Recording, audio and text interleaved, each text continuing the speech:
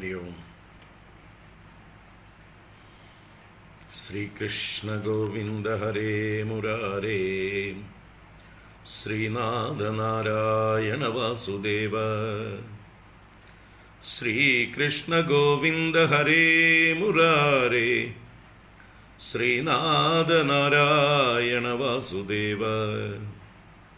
श्रीकृष्ण गोविंद हरे मुरारे, श्रीनाथ नारायण वासुदेव। श्रीकृष्ण गोविंद हरे मुरारे, श्रीनाथ नारायण वासुदेव। सर्वत्र गोविंद नाम संकीर्तनं, गोविंद गोविंद।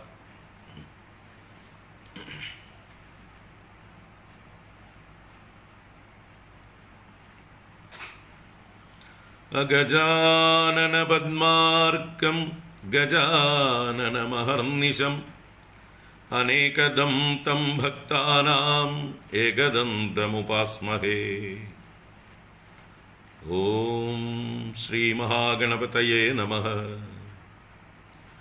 गुरवे सर्वलोकानां भिषजे भवरोगिणां, निधये सर्वविद्यानां दक्षिणामूर्तये नमः। ॐ अस्मद्गुरुचरणारविन्दाभ्यां नमः।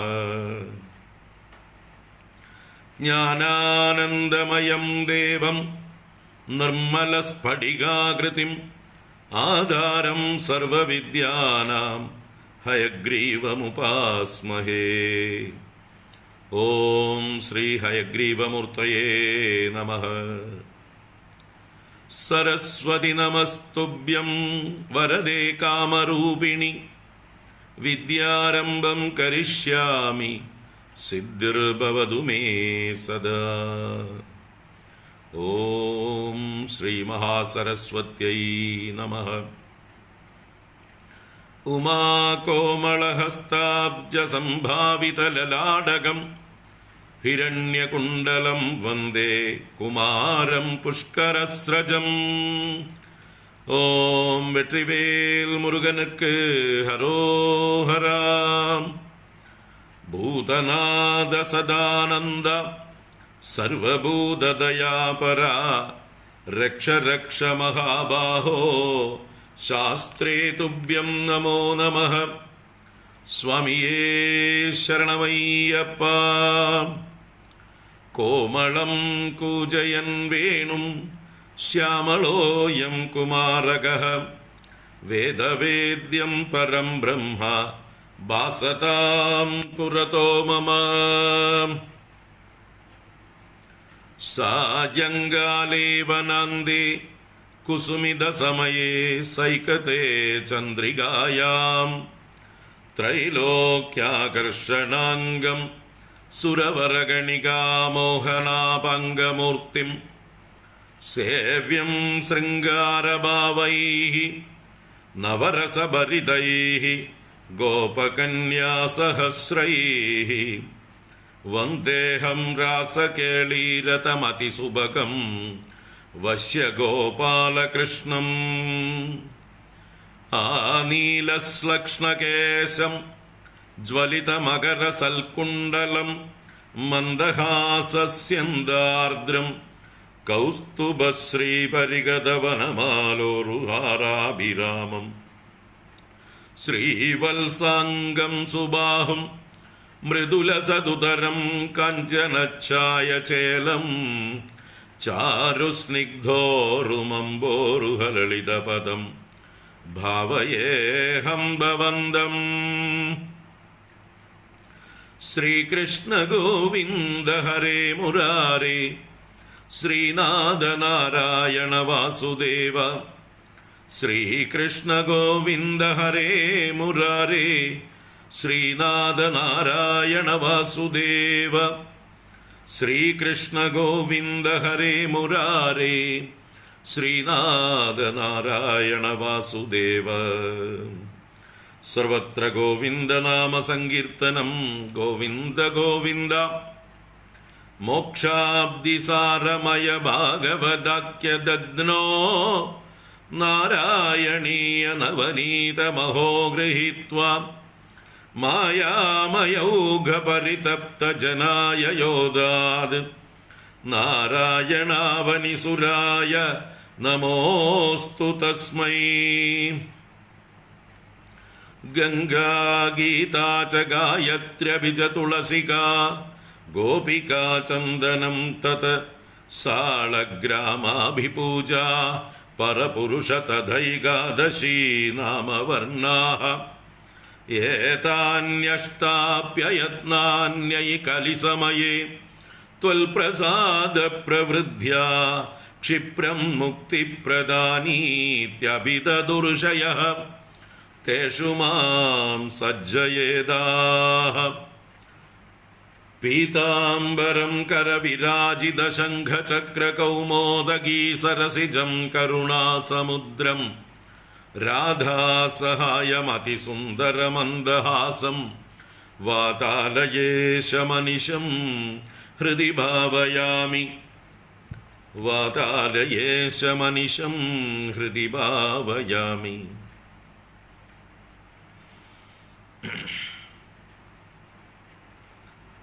വ്യാസായ വിഷ്ണുരൂപായ വ്യാസരൂപായ വിഷ്ണവേ നമോ വൈ ബ്രഹ്മനിധയേ വാസിഷ്ഠായ നമോ നമഃ. യം പ്രവ്രജന്തമനുപേദമപേദകൃത്യം ദ്വൈപായനോ വിരഹകാതര ആജുഹാവ പുത്രേതി തന്മയതയാ തർവോഭിനേദുഃ തം സർവഭൂതഹൃദയം മുനിമാനതോസ്മി.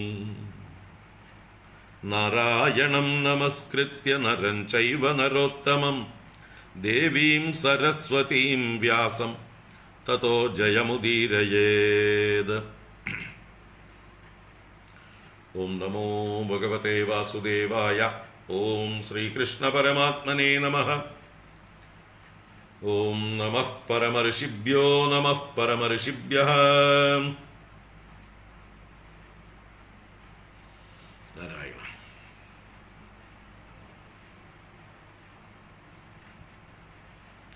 ഹരി ഓം. നാരായണ. എല്ലാവർക്കും നമസ്കാരം. എല്ലാവർക്കും ശുഭസായാഹ്നം, സുസ്വാഗതം. നാരായണീയ അമൃതം, നാരായണീയ ആസ്വാദന പരിപാടിയിലേക്ക് ഏവർക്കും സുസ്വാഗതം. 86-ാം ദശകം 9 ശ്ലോകങ്ങളോളം നമ്മൾ കണ്ടു. ഇനി 2 ശ്ലോകങ്ങളാണ് ബാക്കിയുള്ളതിൽ. അത് കഴിഞ്ഞിട്ട് നമുക്ക് അടുത്ത ശ്ലോകത്തിലേക്ക്, അടുത്ത ദശകത്തിലേക്ക് കടക്കണമെങ്കിൽ നോക്കാം. അപ്പോൾ ഈ 10-11 ശ്ലോകങ്ങളുള്ളത് വായിക്കാം. 86-ാം ദശകം വായിക്കാം. ആദ്യത്തെ 3 ശ്ലോകങ്ങൾ കൊണ്ട് സാൽവവധം, ദന്തവക്ത്രവധം പറഞ്ഞു. അതിനുശേഷം മഹാഭാരത യുദ്ധത്തിൻ്റെ പശ്ചാത്തലവും ഭഗവാന്റെ ദൂതും, ശേഷം ഭഗവത്ഗീതോപദേശം, ഭഗവാൻ തന്നെ പ്രതിജ്ഞ ലംഘിച്ചുകൊണ്ട് ആയുധമെടുക്കുന്നത്, പിന്നീട് ആ യുദ്ധത്തിൽ നടന്നതായിട്ടുള്ള കാര്യങ്ങളെ ചുരുക്കി പറഞ്ഞതാണ് കണ്ടത്. അത് കഴിഞ്ഞ് ബലരാമസ്വാമിയുടെ ഒരു തീർത്ഥയാത്ര, നൈമിഷാരണ്യത്തിൽ വെച്ചുണ്ടായ ചില സംഭവങ്ങളും, അത് കഴിഞ്ഞിട്ടുണ്ടായ അദ്ദേഹത്തിൻ്റെ തീർത്ഥാടനം, അതിനെക്കുറിച്ചൊക്കെയാണ് നമ്മൾ കണ്ടത്. അപ്പോൾ അതൊന്നുകൂടെ വായിക്കാം. ശ്രീമന്നാരായണീയം ദശകം 86, സാൽവാദിവധം, ഭാരത യുദ്ധവും. ഓം. സാല്ലോ ഭൈഷ്മീ വിവാഹേ യദുബലവിജിതഃ ചന്ദ്രചൂഡാദ്വിമാനം വിന്ദൻ സൗഭം സമായി ത്വയി വസതി കുരൂൻ തുൽപുരീം അഭ്യഭാംക്ഷീത് പ്രദ്യുമ്നസ്തം നിരുന്ദൻ നിഖിലയദുഭടൈർനഗ്രഹീതുഗ്രവീര്യം തസ്യാമാത്യം ദ്യുമന്തം വ്യജനി ച സമരഃ സപ്തവിംശത്യഹാന്തഃ താവത്ത്വം രാമശാലീ ത്വരിതമുപഗതഃ ഗണ്ഡിതപ്രായ സൈന്യം സൗഭേശം തം നിരുന്ദാഃ സ ച കില ഗദയാ ശർങ്കമഭ്രംശയത്തെ മായാതാദം വ്യഹിംസീദപി തവ പുരതഃ തത്വയാപി ക്ഷണാർദ്ധം നാജ്ഞായീത്യാഹുരേകേ തദിദമവമതം വ്യാസ ഏവ ന്യഷേദീത് ക്ഷിപ്ത്വാ സൗഭം ഗദാചൂർണിതമുദഗനിധൗ മംശു സാൽവേപി ചക്രേണോത്കൃത്തെ ദന്തവക്ത്രഃ പ്രസവമഭിപതൻ അഭ്യമുഞ്ചദ്ഗദാം തേ കൗമോദക്യാഹദോസൗ അഭിസുഹൃദനിധിഃ ചൈദ്യവത് പ്രാപദൈക്യം സർവേഷാം ഏഷ പൂർവം ത്വയി ധൃതമനസാം മോക്ഷണാർത്ഥോവതാരഃ ത്വയി ആയാദേദജാതേ കില കുരു സദസിദ്യൂതകേ സംയതായാഃ ക്രന്ദന്ത്യായാജ്ഞസേന്യാഃ സകരുണമകൃതാഃ ചേലമാലാം അനന്താം അന്നാന്തപ്രാപ്ത സർവാംശ മുനിചകിത ദ്രൗപദീ ചിന്തിതോദ പ്രാപ്ത ശാകാന്നമസ്നൻ മുനിഗണമകൃതാഃ തൃപ്തിമന്ദം വനാന്തേ യുദ്ധോദ്യോഗേദമന്ത്രേ മിളതി സതി വൃതഃ ഫൽഗുനേന ത്വമേകഃ കൗരവ്യേ ദത്തസൈന്യഃ കരിപുരമഗമോ ദൂത്യകൃത് പാണ്ഡവാർത്ഥം ഭീഷ്മദ്രോണാദിമാന്യേ തവ ഖലു വചനേ ധികൃതേ കൗരവേണ വ്യാവൃണ്വൻ വിശ്വരൂപം മുനി സദസി പുരീം ക്ഷോഭയിത്വാഗതോ ഭൂഃ ജിഷ്ണോസ്ത്വം കൃഷ്ണസൂത ഖലു സമരമുഖേ ബന്ധുഘാതേ ദയാലും ഖിന്നം തം വീക്ഷ്യ വീരം കിമിദമയി സഖേ നിത്യ ഏകോയമാത്മാ കോ വദ്യ കോത്ര ഹന്ത തദിഹ വദഭിയം പ്രോജ്യമയ്യർപ്പിതാത്മാ ധർമ്മ്യം യുദ്ധം ചരേതി പ്രകൃതിമനയഥാ ദർശയൻ വിശ്വരൂപം ഭക്തോത്തം സേദ ഭീഷ്മേ തവ ധരണിഭരക്ഷേപകൃത്യൈകസക്തേ നിത്യം നിത്യം വിബിന്ദത്യവനിഭൃതയുധം പ്രാപ്തസാദേ ച പാർത്തേ നിസ്സസ്ത്രത്വപ്രതിജ്ഞാം വിജഹദരിവരം ധാരയൻ ക്രോധശാലീ വാധാവൻ പ്രാഞ്ജലിം തം നതശിരസമധോ വീക്ഷ്യ മോദാദഭാഗാഃ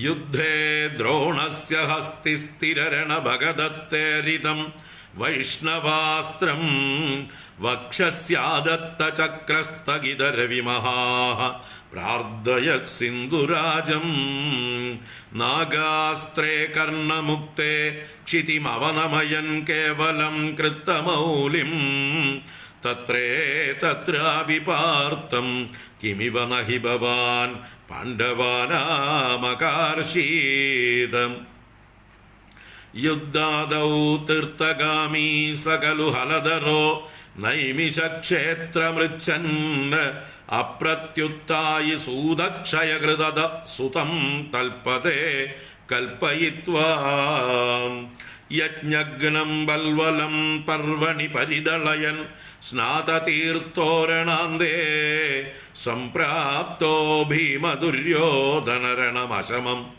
വീക്ഷ്യയാതഃ പുരീം തേ സംസുപ്തദ്രൗപദേയക്ഷപണഹദധിയം ദ്രൗണിമേത്യത്വദുക്ത്യാ തന്മുക്തം ബ്രാഹ്മമസ്ത്രം സമഹൃദ വിജയോ മൗലിരത്നം ച ജഹ്രേ ഉച്ചിത്യൈ പാണ്ഡവാനാം പുനരപി ച വിശത്യുത്തരാഗർഭമസ്ത്രേ രക്ഷൻ അങ്കുഷ്ടമാത്രഃ കില ജഠരമഗാഃ ചക്രപാണിർവിഭോത്വം ധർമ്മൗഗം ധർമ്മസൂനോഃ അഭിദദദഖിലം ഛന്ദമൃത്യുഃ സ ഭീഷ്മഃ ത്വാം പശ്യൻ ഭക്തിഭൂമ്നൈവ ഹി സപതി യയൗ നിഷ്കളബ്രഹ്മഭൂയം സംയാജ്യാദശ്വമേധൈഃ ത്രിഭിരതിമഹിതൈഃ ധർമ്മജം പൂർണ്ണകാമം സംപ്രാപ്തോ ദ്വാരകാം ത്വം പവനപുരപതേ പാഹി മാം സർവരോഗാത് സംപ്രാപ്തോ ദ്വാരകാം ത്വം പവനപുരപതേ പാഹി മാം സർവരോഗാത് സർവത്ര ഗോവിന്ദനാമ സങ്കീർത്തനം ഗോവിന്ദ ഗോവിന്ദ നാരായണാഖില ഗുരോ ഭഗവൻ നമസ്തേ നാരായണാഖില ഗുരോ ഭഗവൻ നമസ്തേ നാരായണാഖില ഗുരോ ഭഗവൻ നമസ്തേ.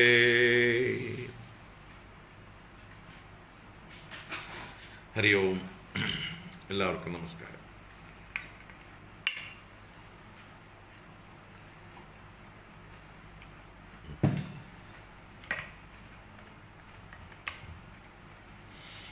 നാരായണ.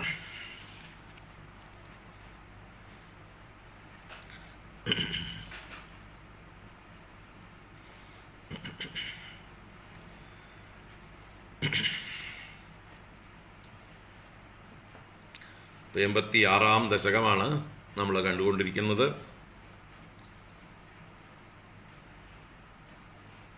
എൺപത്തിയഞ്ചാം ദശകത്തിൽ യുധിഷ്ഠിരൻ്റെ രാജസൂയം, ജരാസന്ധവധം, ശിശുപാലവധം അതൊക്കെ കഴിഞ്ഞതിന് ശേഷം ഭഗവാനും ബലരാമസ്വാമിയുമൊക്കെ ഇന്ദ്രപ്രസ്ഥത്തിലായിരുന്ന സമയത്ത് സാൽവൻ എന്ന് പറഞ്ഞ ശത്രു ദ്വാരകയെ ആക്രമിച്ചതും പ്രദ്യുമ്നൻ എതിരിട്ടതും 27 ദിവസം യുദ്ധം ചെയ്ത് പിടിച്ചു നിന്നതും മാത്രമല്ല സാൽവൻ്റെ മന്ത്രിയായ ദ്യുമാനെ പ്രദ്യുമ്നൻ വധിച്ചു കളഞ്ഞതും ആ കഥകളൊക്കെ കണ്ടു. അത് കഴിഞ്ഞ് ഭഗവാൻ തന്നെ വന്ന് സാൽവനോട് എതിരിടുന്നതും ആ സാൽവൻ മഹാദേവനിൽ നിന്ന് വരമായി ലഭിച്ചിരുന്ന ഒരു സൗഭം എന്നതായിട്ടുള്ള വിമാനം, ആരാലും ബ്രഹ്മസൃഷ്ടിയിലുള്ള ആരാലും തകർക്കപ്പെടാത്തതായിട്ടുള്ള ആ വിമാനത്തെ തൻ്റെ ഗത കൊണ്ടടിച്ച് തകർത്തതും, അതിലൂടെ കൃഷ്ണൻ ഈ പറഞ്ഞതിലൊന്നും പെടില്ല, ബ്രഹ്മസൃഷ്ടിയിലുള്ള ഒന്നിലും പെടുന്ന ആളല്ല, കൃഷ്ണസ്തു ഭഗവാൻ സ്വയം എന്ന് ഒന്നുകൂടെ ഊട്ടി ഉറപ്പിച്ചു നമ്മുടെ ഉള്ളിൽ. അങ്ങനെയുള്ള എന്താ പറയുക സാൽവവധവും അത് കഴിഞ്ഞ് ദന്തവക്ത്രൻ ഭഗവാന്റെ നേരെ ഗദായുദ്ധത്തിൽ വന്നതും ആ ദന്തവക്ത്രനെ ഭഗവാൻ തൻ്റെ ഗത കൊണ്ട് കൗമോദകി കൊണ്ടടിച്ച് വധിച്ചതും, അങ്ങനെ 3 ജന്മം കൊണ്ട് ഭഗവാനെ എതിർത്ത് ഭഗവാനെ തന്നെ ധ്യാനിച്ച് മോക്ഷം കിട്ടിയ ജയവിജയന്മാരുടെ ആ വിജയൻ്റെ കഥയാണ് ദന്തവക്ത്രൻ്റെ കഥ. ഹിരണ്യാക്ഷനും കുംഭകർണനും ദന്തവക്ത്രനുമായി 3 ജന്മം കൊണ്ട് ഭഗവാനെ പ്രാപിച്ചു. അപ്പം ഇങ്ങനെയുള്ളവരെയൊക്കെ ഗതി കൊടുക്കാനുള്ളതാണല്ലോ ഗുരുവായൂരപ്പ അങ്ങയുടെ അവതാരം എന്ന് പറഞ്ഞു. അതിനുശേഷം ആ കൗരവന്മാരും പാണ്ഡവന്മാരും തമ്മിലുള്ള ചൂതുകളി നടന്നു. പാഞ്ചാലിയെ അടിമയാക്കപ്പെട്ടു. സദസ്സിൽ വലിച്ചഴയ്ക്കപ്പെട്ടപ്പോൾ അങ്ങ് തന്നെ അനന്തമായ വസ്ത്രത്തെ കൊടുത്ത് ചേലമാലാം അനന്തം, അങ്ങ് അനന്തമായ ചേലമാലയെ നൽകി ആ യാജ്ഞസേനിയെ അനുഗ്രഹിച്ചില്ലേ, അവളുടെ മാനം കാത്തില്ലേ? അതുപോലെ തന്നെ വനവാസകാലത്ത് ദുർവാസാവിൻ്റെ ശാപത്തിൽ നിന്ന് പാണ്ഡവന്മാരെ അങ്ങ് ആ ഇലക്കറി ഭക്ഷിച്ചുകൊണ്ട്, അക്ഷയപാത്രത്തിലെ അവസാനം ശേഷിച്ചതായിട്ടുള്ള ഇലക്കറി ഭക്ഷിച്ചുകൊണ്ട് ദുർവാസാവിനെയും കൂട്ടരെയും തൃപ്തരാക്കിക്കൊണ്ട് മടക്കി അയച്ചില്ലേ?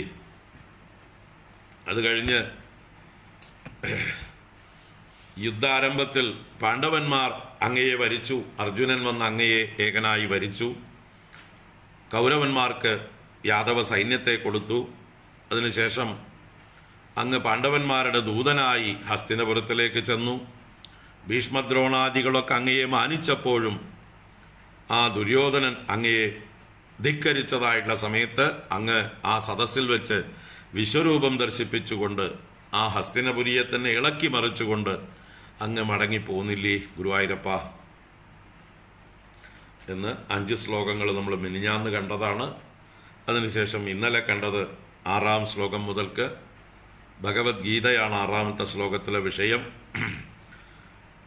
ആ ജിഷ്ണുവിൻ്റെ സാരഥിയായ അങ്ങ് ആ അർജുനൻ സമരമുഖത്തിൽ ബന്ധുക്കളെ കൊല്ലുന്ന കാര്യത്തിൽ കൃപാലുവായി, ദയാലുവായി, കൃപണനായി തീർന്നു. ഖിന്നനായി, വിഷണ്ണനായി ഇരുന്ന ആ വീരനെ അങ്ങ് എന്താ ചോദിച്ചത്? എന്താ സഖേ കിമിതമയി സഖേ, എന്താ ഇത് നിനക്ക് ചേരുന്ന ഭാവമല്ല. ഏകനാണ് ആത്മാ, നിത്യനാണ് ആത്മാ. ഇവിടെ ആരും വധിക്കപ്പെടുന്നില്ല, ആരും വധിക്കുന്നുമില്ല. അതുകൊണ്ട് നീ കൊല്ലുന്നവനെന്നോ കൊല്ലപ്പെടുന്നവനെന്നോ ഉള്ളതായിട്ടുള്ള ചിന്തയെ, മിഥ്യാധാരണയെ വെടിഞ്ഞുകൊണ്ട് നീ യുദ്ധം ചെയ്താലും എന്ന് പറഞ്ഞ് ആ ഹിംസാഭയത്തെ നീക്കി നീ എന്നിൽ സമർപ്പിച്ച ഭാവത്തോടുകൂടി ധർമ്മയുദ്ധത്തെ ചരിച്ചാലും എന്ന് പറഞ്ഞുകൊണ്ട് അവനെ പ്രകൃതിയിലേക്ക്, അവൻ്റെ സ്വഭാവത്തിലേക്ക് അങ്ങ് നയിച്ചു. പോരാത്തതിന് അവന് വിശ്വാസം വരാൻ വിശ്വരൂപവും അങ്ങ് ദർശിപ്പിച്ചു കൊടുത്തു. അങ്ങനെ ഭഗവത്ഗീതയെ ഒന്ന് ചുരുക്കി പറഞ്ഞു. അതിനുശേഷം 7-ാം ശ്ലോകത്തിൽ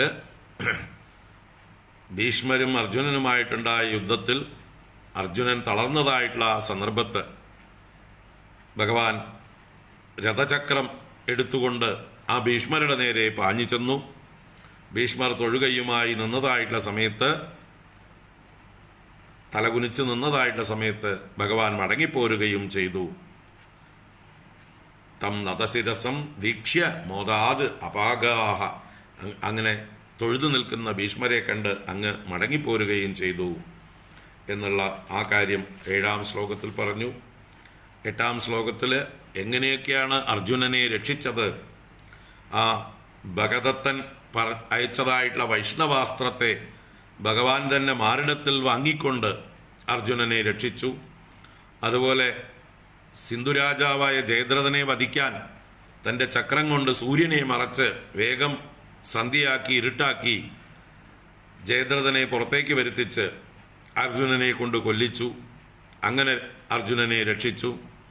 അതുപോലെ കർണൻ നാഗാസ്ത്രമയച്ചപ്പോൾ തേരിനെ ഭൂമിയിലേക്ക് താഴ്ത്തിയിട്ട് അർജുനൻ്റെ കഴുത്ത് പോകുന്നതിൽ നിന്ന് രക്ഷിച്ച് അർജുനൻ്റെ തലയിലെ കിരീടം മാത്രമേ പോയുള്ളൂ. വണ്ടി താഴ്ന്നതുകൊണ്ട്, രഥം താഴ്ന്നതുകൊണ്ട് കഴുത്തിന് പകരം തലയുടെ മുകളിൽ കൂടെ പോയി അസ്ത്രം. അങ്ങനെയൊക്കെ അങ്ങ് പാർത്ഥനെ രക്ഷിച്ചില്ലേ? അങ്ങ് എന്തൊക്കെയാ ചെയ്യാതിരുന്നിട്ടുള്ളത് പാണ്ഡവന്മാർക്ക് വേണ്ടിയിട്ട് എന്ന് 8-ാം ശ്ലോകത്തിൽ ചോദിച്ചു. അങ്ങനെ മഹാഭാരത യുദ്ധത്തെ മൊത്തത്തിൽ അവിടെ സംഗ്രഹിച്ചു. ഭഗവാന്റെ സഹായം കൊണ്ട് തന്നെയാണ് പാണ്ഡവന്മാർ മഹാഭാരത യുദ്ധം ജയിച്ചത് എന്ന് അതിലൂടെയൊക്കെ വെളിവാക്കി. ഇനി 9-ാമത്തെ ശ്ലോകത്തിൽ ബലരാമൻ തീർത്ഥയാത്ര പോയതിനെ പറഞ്ഞു.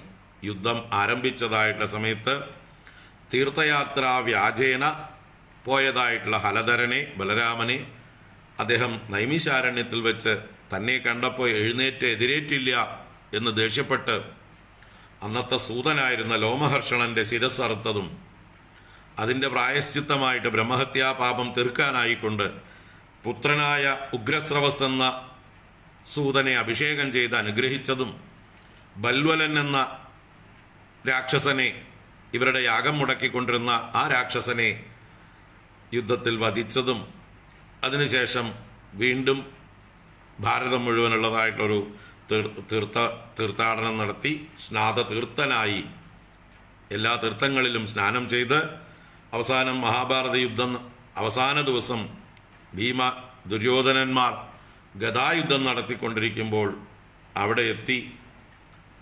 അത് കണ്ടു. അതിൽ നിന്ന് അവരെ പിന്തിരിപ്പിക്കാൻ ശ്രമിച്ചു. പക്ഷേ പരാജയപ്പെട്ടു. നിരാശനായി നിസ്സഹായനായി ബലരാമൻ ദ്വാരകയിലേക്ക് മടങ്ങിപ്പോവുകയും ചെയ്തു എന്നാണ് അവസാനം 9-ാം ശ്ലോകത്തിൽ നമ്മൾ കണ്ടത്. അപ്പോൾ ബലരാമ തീർത്ഥയാത്ര എന്നതായിരുന്നു അതിലെ വിഷയം. അതിനുശേഷം ഈ 10-ാം ശ്ലോകത്തിൽ മഹാഭാരത യുദ്ധം കഴിഞ്ഞ് 18-ാം ദിവസം യുദ്ധം കഴിഞ്ഞ് അന്ന് രാത്രി നടന്നതായിട്ടുള്ള സംഭവവും പിന്നീട് അതിന് ശേഷം പിറ്റേ ദിവസമൊക്കെ നടന്ന സംഭവങ്ങളും വർണ്ണിച്ചുകൊണ്ട് എങ്ങനെയാണ് ഭഗവാൻ പാണ്ഡവന്മാരെയും പരീക്ഷിത്ത് എന്ന പാണ്ഡവ പൗത്രനെയും അഭിമന്യുപുത്രനായ പരീക്ഷിത്തിനെ ഉത്തരാഗർഭത്തിൽ രക്ഷിച്ചത്, ഈ കഥയും. ഇത് ഭാഗവതത്തിൽ ആദ്യ ഭാഗത്തുള്ളതാണ്. 7-8 അധ്യായങ്ങളിലുള്ള കഥയെ, പ്രഥമസ്കന്ധത്തിലെ 7-8 അധ്യായങ്ങളിലുള്ള കഥയാണ്. അതിനെ ഇവിടെ 10-ാം ശ്ലോകത്തിൽ ഇവിടെ കൊണ്ടുവന്നു, അതും സൂചിപ്പിച്ചു. അതിനുശേഷം പിന്നീട് മഹാഭാരത യുദ്ധത്തിൻ്റെ ശേഷം ഭീഷ്മരുടെ മുക്തിയും യുധിഷ്ഠിരൻ്റെ രാജ്യഭാരമേറ്റെടുക്കലും അശ്വമേധയാഗങ്ങളൊക്കെ നടത്തി ചക്രവർത്തിയായി തീർന്നതുമായിട്ടുള്ള ആ ഭാഗങ്ങൾ, അതിനൊക്കെ കാരണക്കാരനായി എൻ്റെ ഒക്കെ കൂടെ നിന്ന് അനുഗ്രഹിച്ചത് ഭഗവാനാണെന്ന് പറഞ്ഞുകൊണ്ട് ആ മഹാഭാരതത്തോട് ബന്ധപ്പെട്ട കാര്യങ്ങളൊക്കെ പറഞ്ഞ് സമർപ്പിക്കുന്നു. 10-ാം ശ്ലോകം നോക്കാം. സംസുപ്തദ്രൗപദേയക്ഷപണഹദധിയം ദ്രൗണിമേത്യത്വദുക്ത്യാ തന്മുക്തം ബ്രാഹ്മമസ്ത്രം സമഹൃത വിജയോ മൗലിരത്നം ച ജഹ്രേ ഉച്ചിത്യൈ പാണ്ഡവാനാം പുനരപി ച വിശതി ഉത്തരാഗർഭമസ്ത്രേ രക്ഷൻ അങ്കുഷ്ടമാത്രഃ കില ജഡരമഗാഃ ചക്രപാണിർവിഭോത്വം. സംസുപ്തദ്രൗപദേയക്ഷപണഹദധിയം ദ്രൗണിമേത്യത്വദുക്ത്യാ തന്മുക്തം ബ്രഹ്മമസ്ത്രം സമഹൃത വിജയോ മൗലിരത്നം ച ജഹ്രേ ഉച്ചിത്യൈ പാണ്ഡവാനാം പുനരപി ച വിശത്യുത്തരാഗർഭമസ്ത്രേ രക്ഷൻ അങ്കുഷ്ടമാത്രഃ കില ജഡരമഗാഃ ചക്രപാണിർവിഭോത്വം.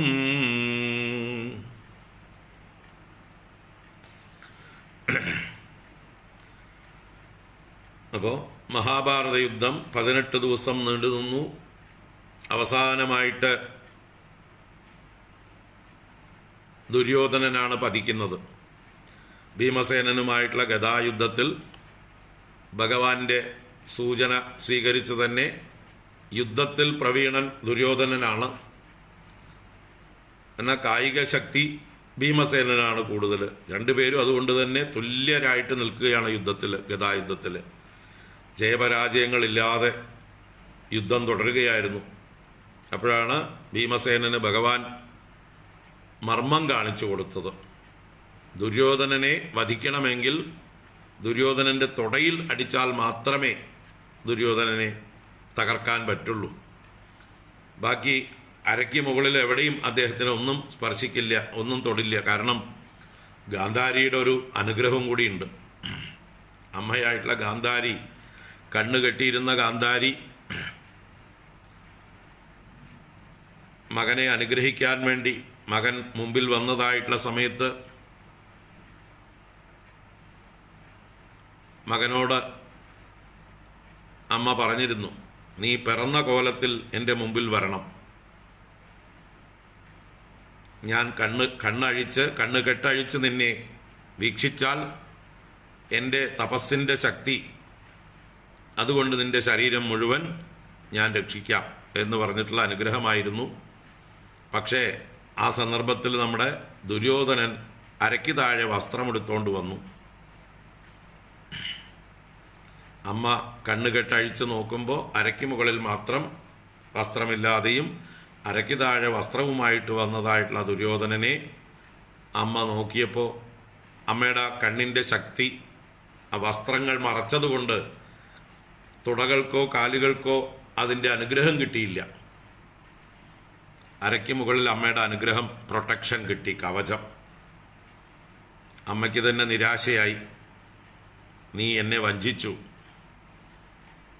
ഇതിൻ്റെ ഫലം നീ അനുഭവിക്കും എന്ന് ഗാന്ധാരി തന്നെ കരഞ്ഞ് പറയുന്നുണ്ട് മകനോട്. പിറന്ന കോലത്തിൽ വരാൻ പറഞ്ഞാൽ അവൻ നാണം വിചാരിച്ച് ശരീരാഭിമാനത്തോടുകൂടെ ആ നഗ്നത മറച്ചുകൊണ്ടാണ് വന്നത്. അതിൻ്റെ ഫലം ആ ഭാഗത്ത് പ്രൊട്ടക്ഷൻ കിട്ടിയില്ല അമ്മയുടെ അനുഗ്രഹത്തിൻ്റെ. അതുകൊണ്ട് അതറിയാവുന്ന കൃഷ്ണൻ, സർവജ്ഞനായ കൃഷ്ണൻ ഭീമസേനനോട് പറഞ്ഞു, അവൻ്റെ അരയ്ക്ക് മുകളിൽ എവിടെ അടിച്ചിട്ടും അവൻ മരിക്കാൻ പോകുന്നില്ല, അവൻ ചതയാൻ പോകുന്നില്ല, അമ്മയുടെ അനുഗ്രഹമുണ്ട്. അതുകൊണ്ട് ആ തുടയ്ക്ക് തന്നെ അടിക്കണം എന്നുള്ള രീതിയിൽ ഭഗവാൻ തുടയിൽ അടിച്ച് കാണിച്ചു കൊടുത്തു. നമ്മുടെ ജരാസന്ധനെ കോല് പൊട്ടിച്ച് കാണിച്ചു കൊടുത്തതുപോലെ ദുര്യോധനനെ എങ്ങനെയാണ് വധിക്കേണ്ടതെന്ന് തുടയിലടിച്ചാണ് ഭഗവാൻ കാണിച്ചു കൊടുത്തത്. മാത്രമല്ല ഗാന്ധാരിയുടെ പാഞ്ചാലിയുടെ ശാപവും ഒക്കെ അതാണല്ലോ. ഏത് നഗ്നമായ തുട കാണിച്ചുകൊണ്ട് പാഞ്ചാലിയെ വന്നിരിക്കാൻ പറഞ്ഞിട്ടുണ്ട് സഭയിൽ. ആ ചൂതുകളിയിൽ അടിമയാക്കി പാഞ്ചാലിയെ പിടിച്ചതായിട്ടുള്ള സമയത്ത് ഏകവസ്ത്രധാരിണിയായ ഋതുമതിയായ പാഞ്ചാലിയെ സദസ്സിലേക്ക് വലിച്ചഴച്ചു കൊണ്ടുവന്ന് തൻ്റെ തുട കാണിച്ചു കൊടുത്ത് നഗ്നമാക്കിയിട്ട് വസ്ത്രം മാറ്റിയിട്ട് തുട കാണിച്ചു കൊടുത്ത് ഇവിടെ വന്നിരിക്കൂ, 5 പേരാവാമെങ്കിൽ 6ാമനായിട്ടുള്ള എൻ്റെ കൂടിയും ഇരിക്കാം എന്ന് പറഞ്ഞ് ആ പതിവ്രതയായ പാഞ്ചാലിയെ അപമാനിച്ച് നഗ്നത കാണിച്ചു. അപ്പോൾ പാഞ്ചാലി ശപിച്ചു, ഏത് തുടയാണോ എൻ്റെ മുമ്പിൽ നഗ്നമാക്കി കാണിച്ചു കൊണ്ടിരിക്കാൻ പറഞ്ഞത്, ആ തുടയെ ഭീമസേനൻ ഗദ കൊണ്ട് അടിച്ച് പൊളിച്ച് അതിലെ രക്തം കൊണ്ട് ഞാൻ എൻ്റെ തലമുടി കെട്ടുള്ളൂ എന്ന് അഴിഞ്ഞ തലമുടി അന്ന് ഗാന്ധാരി പ്രതിജ്ഞ ചെയ്തതാണ്, പാഞ്ചാലി പ്രതിജ്ഞ ചെയ്തതാണ്. അപ്പോൾ അങ്ങനെയൊക്കെ ശാപങ്ങൾ അതൊക്കെ കിടക്കുന്നുണ്ട്. അപ്പോൾ അതൊക്കെ കൊണ്ട് ദുര്യോധനൻ്റെ തുടയ്ക്ക് തന്നെ അടിക്കണം. അങ്ങനെ ഭീമസേനൻ ഗദായുദ്ധത്തിൽ അത് അധർമ്മമാണെങ്കിലും ആ യുദ്ധധർമ്മത്തിൽ അധർമ്മമാണ്, ഒരു ചെറിയ കണ്ടീഷനാണത്, ഒരു ചെറിയ ഫൗളാണ്. പക്ഷെ നിവൃത്തിയില്ല. ഇവിടെ ഫൗള് വെച്ചാലും കുഴപ്പമൊന്നുമില്ല. കാരണം വലിയ ഫൗളിൻ്റെ ആളാണ് ദുര്യോധനൻ. അവൻ ജീവിച്ചിരിക്കുന്നതേ ഫൗളാണ്. അവനെ വധിക്കുന്നതാണ് ലോകത്തിന് നന്മ. അവൻ ജീവിച്ചിരുന്നാൽ ഇനിയും അവൻ പ്രതികാര ബുദ്ധിയായിട്ട് എന്തൊക്കെയാ ചെയ്തു കൂട്ടുക എന്നറിയില്ല. അതുകൊണ്ട് അവൻ മരിക്കണം. അവൻ മരിച്ചാൽ മാത്രമേ യുദ്ധം അവസാനിക്കുന്നുള്ളൂ തൽക്കാലം. അപ്പോൾ അവനെ വധിക്കാൻ വേണ്ടി ഭഗവാൻ കാണിച്ചു കൊടുത്തു. ഈ അധർമ്മം നോക്കേണ്ട ആവശ്യമില്ല. ഇവൻ ചെയ്തിട്ടുള്ള അധർമ്മങ്ങൾ എണ്ണി എണ്ണി എണ്ണി എണ്ണി നോക്കുമ്പോൾ ഈ അധർമ്മിയെ പിന്നെ അധർമ്മം കൊണ്ട് വധിക്കുന്നതിൽ ഒരു ദോഷവുമില്ല എന്ന രീതിയിൽ ഭഗവാൻ കാണിച്ചതനുസരിച്ച് ഭീമസേനൻ തുടയടിച്ച് പൊട്ടിച്ച് ചതച്ചു. അങ്ങനെ യുദ്ധരംഗത്ത് വീണ് കിടക്കുകയാണ്, മരിച്ചിട്ടില്ല. ജീവനോടെ പ്രാണൻ പോകാനായി കിടക്കുകയാണ്. കഴുകന്മാരും കുറുനരികളും കൊത്തി വലിക്കുന്നതായിട്ടുള്ള അവസ്ഥയിൽ ചതഞ്ഞരഞ്ഞു കിടക്കുകയാണ് 18 ദിവസം കഴിഞ്ഞിട്ട്. ആ അവസ്ഥയിലാണ് അശ്വത്ഥാമാവ് വരുന്നത്. അശ്വത്ഥാമാവ് ദേഷ്യപ്പെട്ടു പോയിരിക്കുകയായിരുന്നു. 13 ദിവസം അശ്വത്ഥാമാവ് യുദ്ധത്തിലുണ്ടായിരുന്നു. 13ാം ദിവസം ദ്രോണൻ മരിച്ചു. ദ്രോണൻ മരിച്ചപ്പോൾ അച്ഛൻ്റെ സംസ്കാര കർമ്മങ്ങൾ നടത്താനായിട്ട് മകനായ അശ്വത്ഥാമാവ് അച്ഛൻ്റെ ശരീരവുമായിട്ട് കടലോരത്തേക്ക് എവിടേക്കോ പോയി. ആ സമയത്ത് പിറ്റേ ദിവസത്തേക്കുള്ള യുദ്ധത്തിന് ആരാണ് സേനാനായകൻ എന്ന് നിശ്ചയിക്കാനായിട്ട് കൗരവ സഭ കൂടിയിരിക്കുമ്പോൾ അശ്വത്ഥാമാവിനെ അടുത്ത സേനാനായകനാക്കണം എന്ന് വിചാരിച്ചുകൊണ്ട് ദുര്യോധനും എല്ലാവരും തിരഞ്ഞതായിട്ടുള്ള സമയത്ത് ആളില്ല. അച്ഛൻ്റെ സംസ്കാരം ചെയ്യാൻ ദൂരേക്ക് പോയിരിക്കണം. അപ്പോൾ പിറ്റേ ദിവസത്തേക്കുള്ള പ്ലാനിങ്ങൊക്കെ ഉടനെ തുടങ്ങണം. അതുകൊണ്ട് കർണനെ ഉടനെ സേനാനായകനാക്കി അഭിഷേകം ചെയ്തു. 14ാം ദിവസം കർണൻ്റെ നേതൃത്വത്തിലാണ് യുദ്ധം ചെയ്യാൻ പോകുന്നത്. 14, 15, 16, 16.5 വരെ 3.5 ദിവസം കർണൻ്റെ നേതൃത്വത്തിലാണ് യുദ്ധം നടക്കുന്നത്. കർണൻ മരിച്ച ശേഷം 1 ദിവസം ശല്യരുടെ നേതൃത്വത്തിൽ യുദ്ധം. അങ്ങനെ 18 ദിവസമാണ് മഹാഭാരത യുദ്ധം. അപ്പോൾ 10 ദിവസം ഭീഷ്മർ, 3 ദിവസം ദ്രോണർ, 3.5 ദിവസം കർണൻ, പിന്നീട് 1 ദിവസം ശല്യർ, പിന്നെ അവസാനം ദുര്യോധനും ഭീമസേനും കൂടിയുള്ള യുദ്ധം. അപ്പോൾ കർണനെ അഭിഷേകം ചെയ്ത് കഴിയുമ്പോഴേക്കുമാണ് അശ്വത്ഥാമാവ് ഓടിയെത്തിയത്. അപ്പോൾ മുഹൂർത്തം കഴിഞ്ഞു പോകരുതെന്ന് വെച്ചിട്ടാണ് ഇവർ അഭിഷേകം ചെയ്തതും. അത് കണ്ടുകൊണ്ട് വന്ന അശ്വത്ഥാമാവിന് ദേഷ്യമായി. തന്നെ ഒഴിവാക്കിക്കൊണ്ട് തൻ്റെ അത്ര സീനിയോറിറ്റിയോ യോഗ്യതയോ ഇല്ലാത്ത കർണനെ ഇതാക്കിയതുകൊണ്ട് ദേഷ്യപ്പെട്ട്, ഞാനിനി കർണൻ മരിച്ചിട്ടേ യുദ്ധത്തിനുള്ളൂ എന്ന് പറഞ്ഞു. കർണൻ്റെ കീഴിൽ ഞാൻ യുദ്ധം ചെയ്യാനില്ല എന്ന് പറഞ്ഞു. അപ്പോൾ ദുര്യോധനൻ ദേഷ്യപ്പെട്ട് പറഞ്ഞു, അപ്പോൾ കർണൻ മരിക്കുമെന്ന് ഉറപ്പാക്കിയില്ലേ? കർണൻ മരിച്ചിട്ട് വരാനാണല്ലേ ഉദ്ദേശം? എന്നാ വരണ്ട എന്ന് ദേഷ്യപ്പെട്ട് പറഞ്ഞു. അങ്ങയുടെ സഹായം എനിക്ക് ആവശ്യമില്ല. അപ്പോൾ കർണനെ കൊല്ലാൻ അയക്കുന്ന പോലെയാണ് അപ്പോൾ അങ്ങ് ശപിക്കുന്നത് എന്ന് പറഞ്ഞ് അശ്വത്ഥാമാവിൻ്റെ സഹായം വേണ്ട എന്ന് പറഞ്ഞ് തള്ളി വിട്ടു.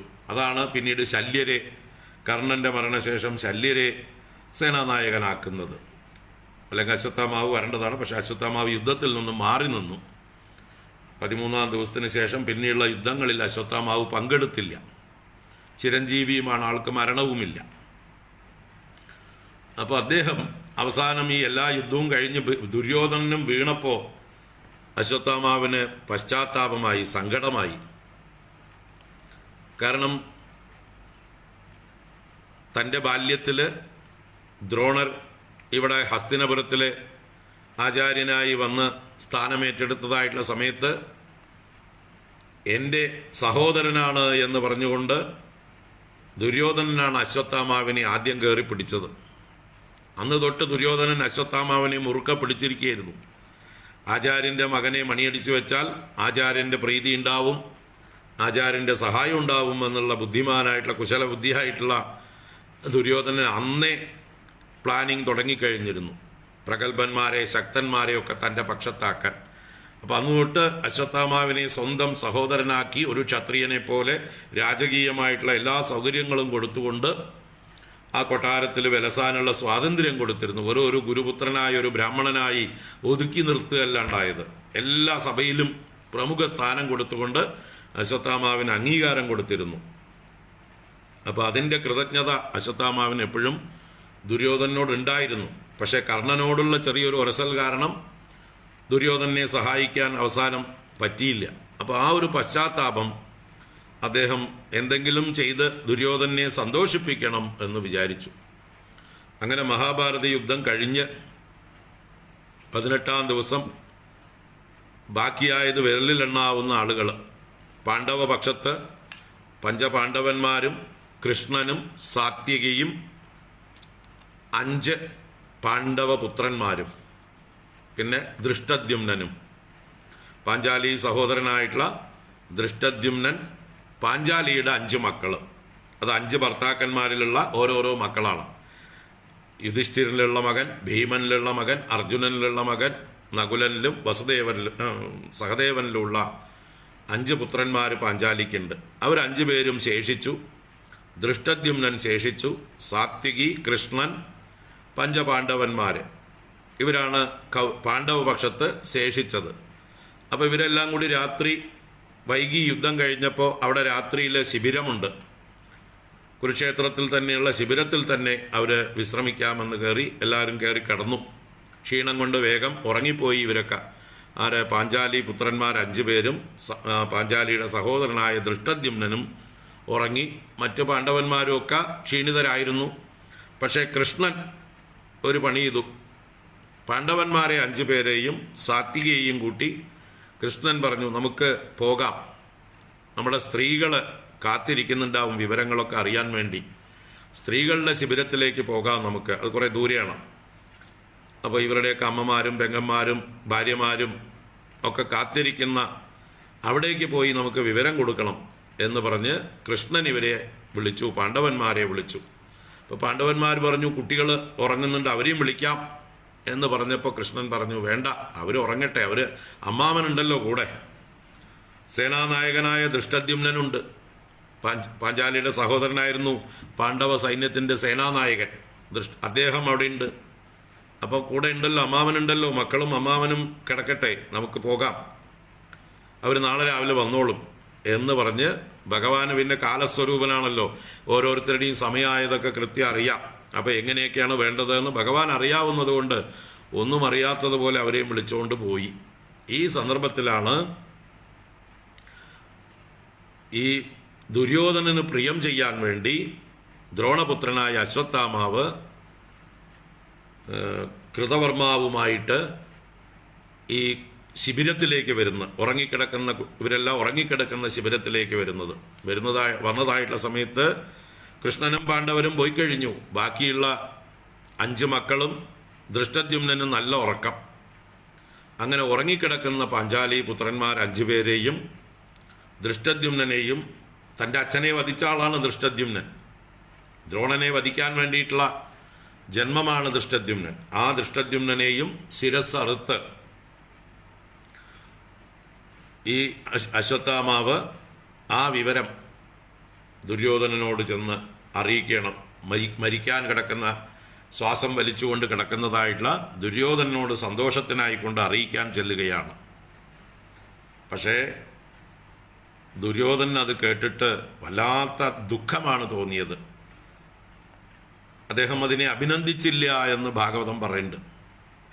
അദ്ദേഹത്തിന് അത് അഭിനന്ദിക്കാൻ തോന്നിയില്ല. കാരണം ഉറങ്ങിക്കിടക്കുന്ന കുട്ടികൾ മാത്രമല്ല, ഇനി കൗരവ പാണ്ഡവ വംശത്തിലെ തലമുറകൾ ബാക്കിയില്ല. കൗരവന്മാരുടെ എല്ലാ മക്കളും മരിച്ചു, പാണ്ഡവന്മാരുടെ എല്ലാ മക്കളും മരിച്ചതിൽ ഇനി 5 എണ്ണം ബാക്കിയുള്ളൂ. ആ 5 എണ്ണത്തിനെയും കൊന്നുകളഞ്ഞു. അപ്പം ഞങ്ങളുടെ വംശം മുടിയാണ് എന്നുള്ളതാണ് ആ ദുര്യോധനൻ അപ്പം തോന്നിയത്. നല്ല ബുദ്ധി തോന്നി. ദുര്യോധനൻ അശ്വത്ഥാമാവിനെ ശപിക്കും പോലെ പറഞ്ഞു, അങ്ങ് ചെയ്തത് ഒട്ടും നന്നായില്ല, എനിക്ക് തൃപ്തിയായില്ല, എനിക്ക് ഇഷ്ടമായില്ല, അങ്ങ് വല്ലാത്തൊരു നീചമായിട്ടുള്ള കൃത്യമാണ് ചെയ്തത് എന്ന് പറഞ്ഞ് അശ്വത്ഥാമാവിനെ നിന്ദിച്ച് ഇതാക്കി. അശ്വത്ഥാമാവ് വെളുക്കാൻ തേച്ചത് പാണ്ടായി. അങ്ങനെ ഇരിക്കുമ്പോഴാണ് പിറ്റേ ദിവസം രാവിലെ നേരത്തെ വിവരം അറിയുന്നത്. ഇയാള് ശിബിരത്തിന് തീയും കൊടുത്തു. ഈ 6 പേരെയും കൊന്നതിന് ശേഷം ആ ശിബിരത്തിന് തീയും കൊടുത്തിട്ടാണ് അശ്വത്ഥാമാവ് പോയത്. അപ്പോൾ ആ വിവരം പാണ്ഡവന്മാരറിഞ്ഞു, പാഞ്ചാലി അറിഞ്ഞു. പാഞ്ചാലി വാവിട്ട് നിലവിളിക്കാൻ തുടങ്ങി, മാറത്തടിച്ച് കരഞ്ഞു തൻ്റെ 5 മക്കളും സഹോദരനും മരിച്ചതിൽ. ആ സമയത്താണ് നമ്മുടെ അർജുനൻ പ്രതിജ്ഞ ചെയ്തത്, എന്താ ചെയ്യുക, സംഭവിക്കാനുള്ളത് സംഭവിച്ചു കഴിഞ്ഞു, ഇനിയിപ്പോൾ പ്രതികാരം ചെയ്യുകയാണ് ക്ഷത്രിയന്മാരുടെ വഴി. അതിന് നിന്റെ മക്കളെ കൊന്നവരാരാണെങ്കിലും അവൻ്റെ തലയെടുത്തുകൊണ്ട് ഞാൻ നിന്റെ കാൽക്കൽ കൊണ്ടുവയ്ക്കാം എന്ന് പറഞ്ഞിട്ട് നമ്മുടെ അർജുനൻ രഥത്തിൽ കയറാൻ പോവുകയാണ്. അപ്പോൾ ഭഗവാനും കൂടെ കയറി, ഞാനും ഉണ്ട് എന്ന് പറഞ്ഞിട്ട് ഭഗവാൻ സാരഥിയായി അർജുനനെ കൊണ്ടുപോവുകയാണ്.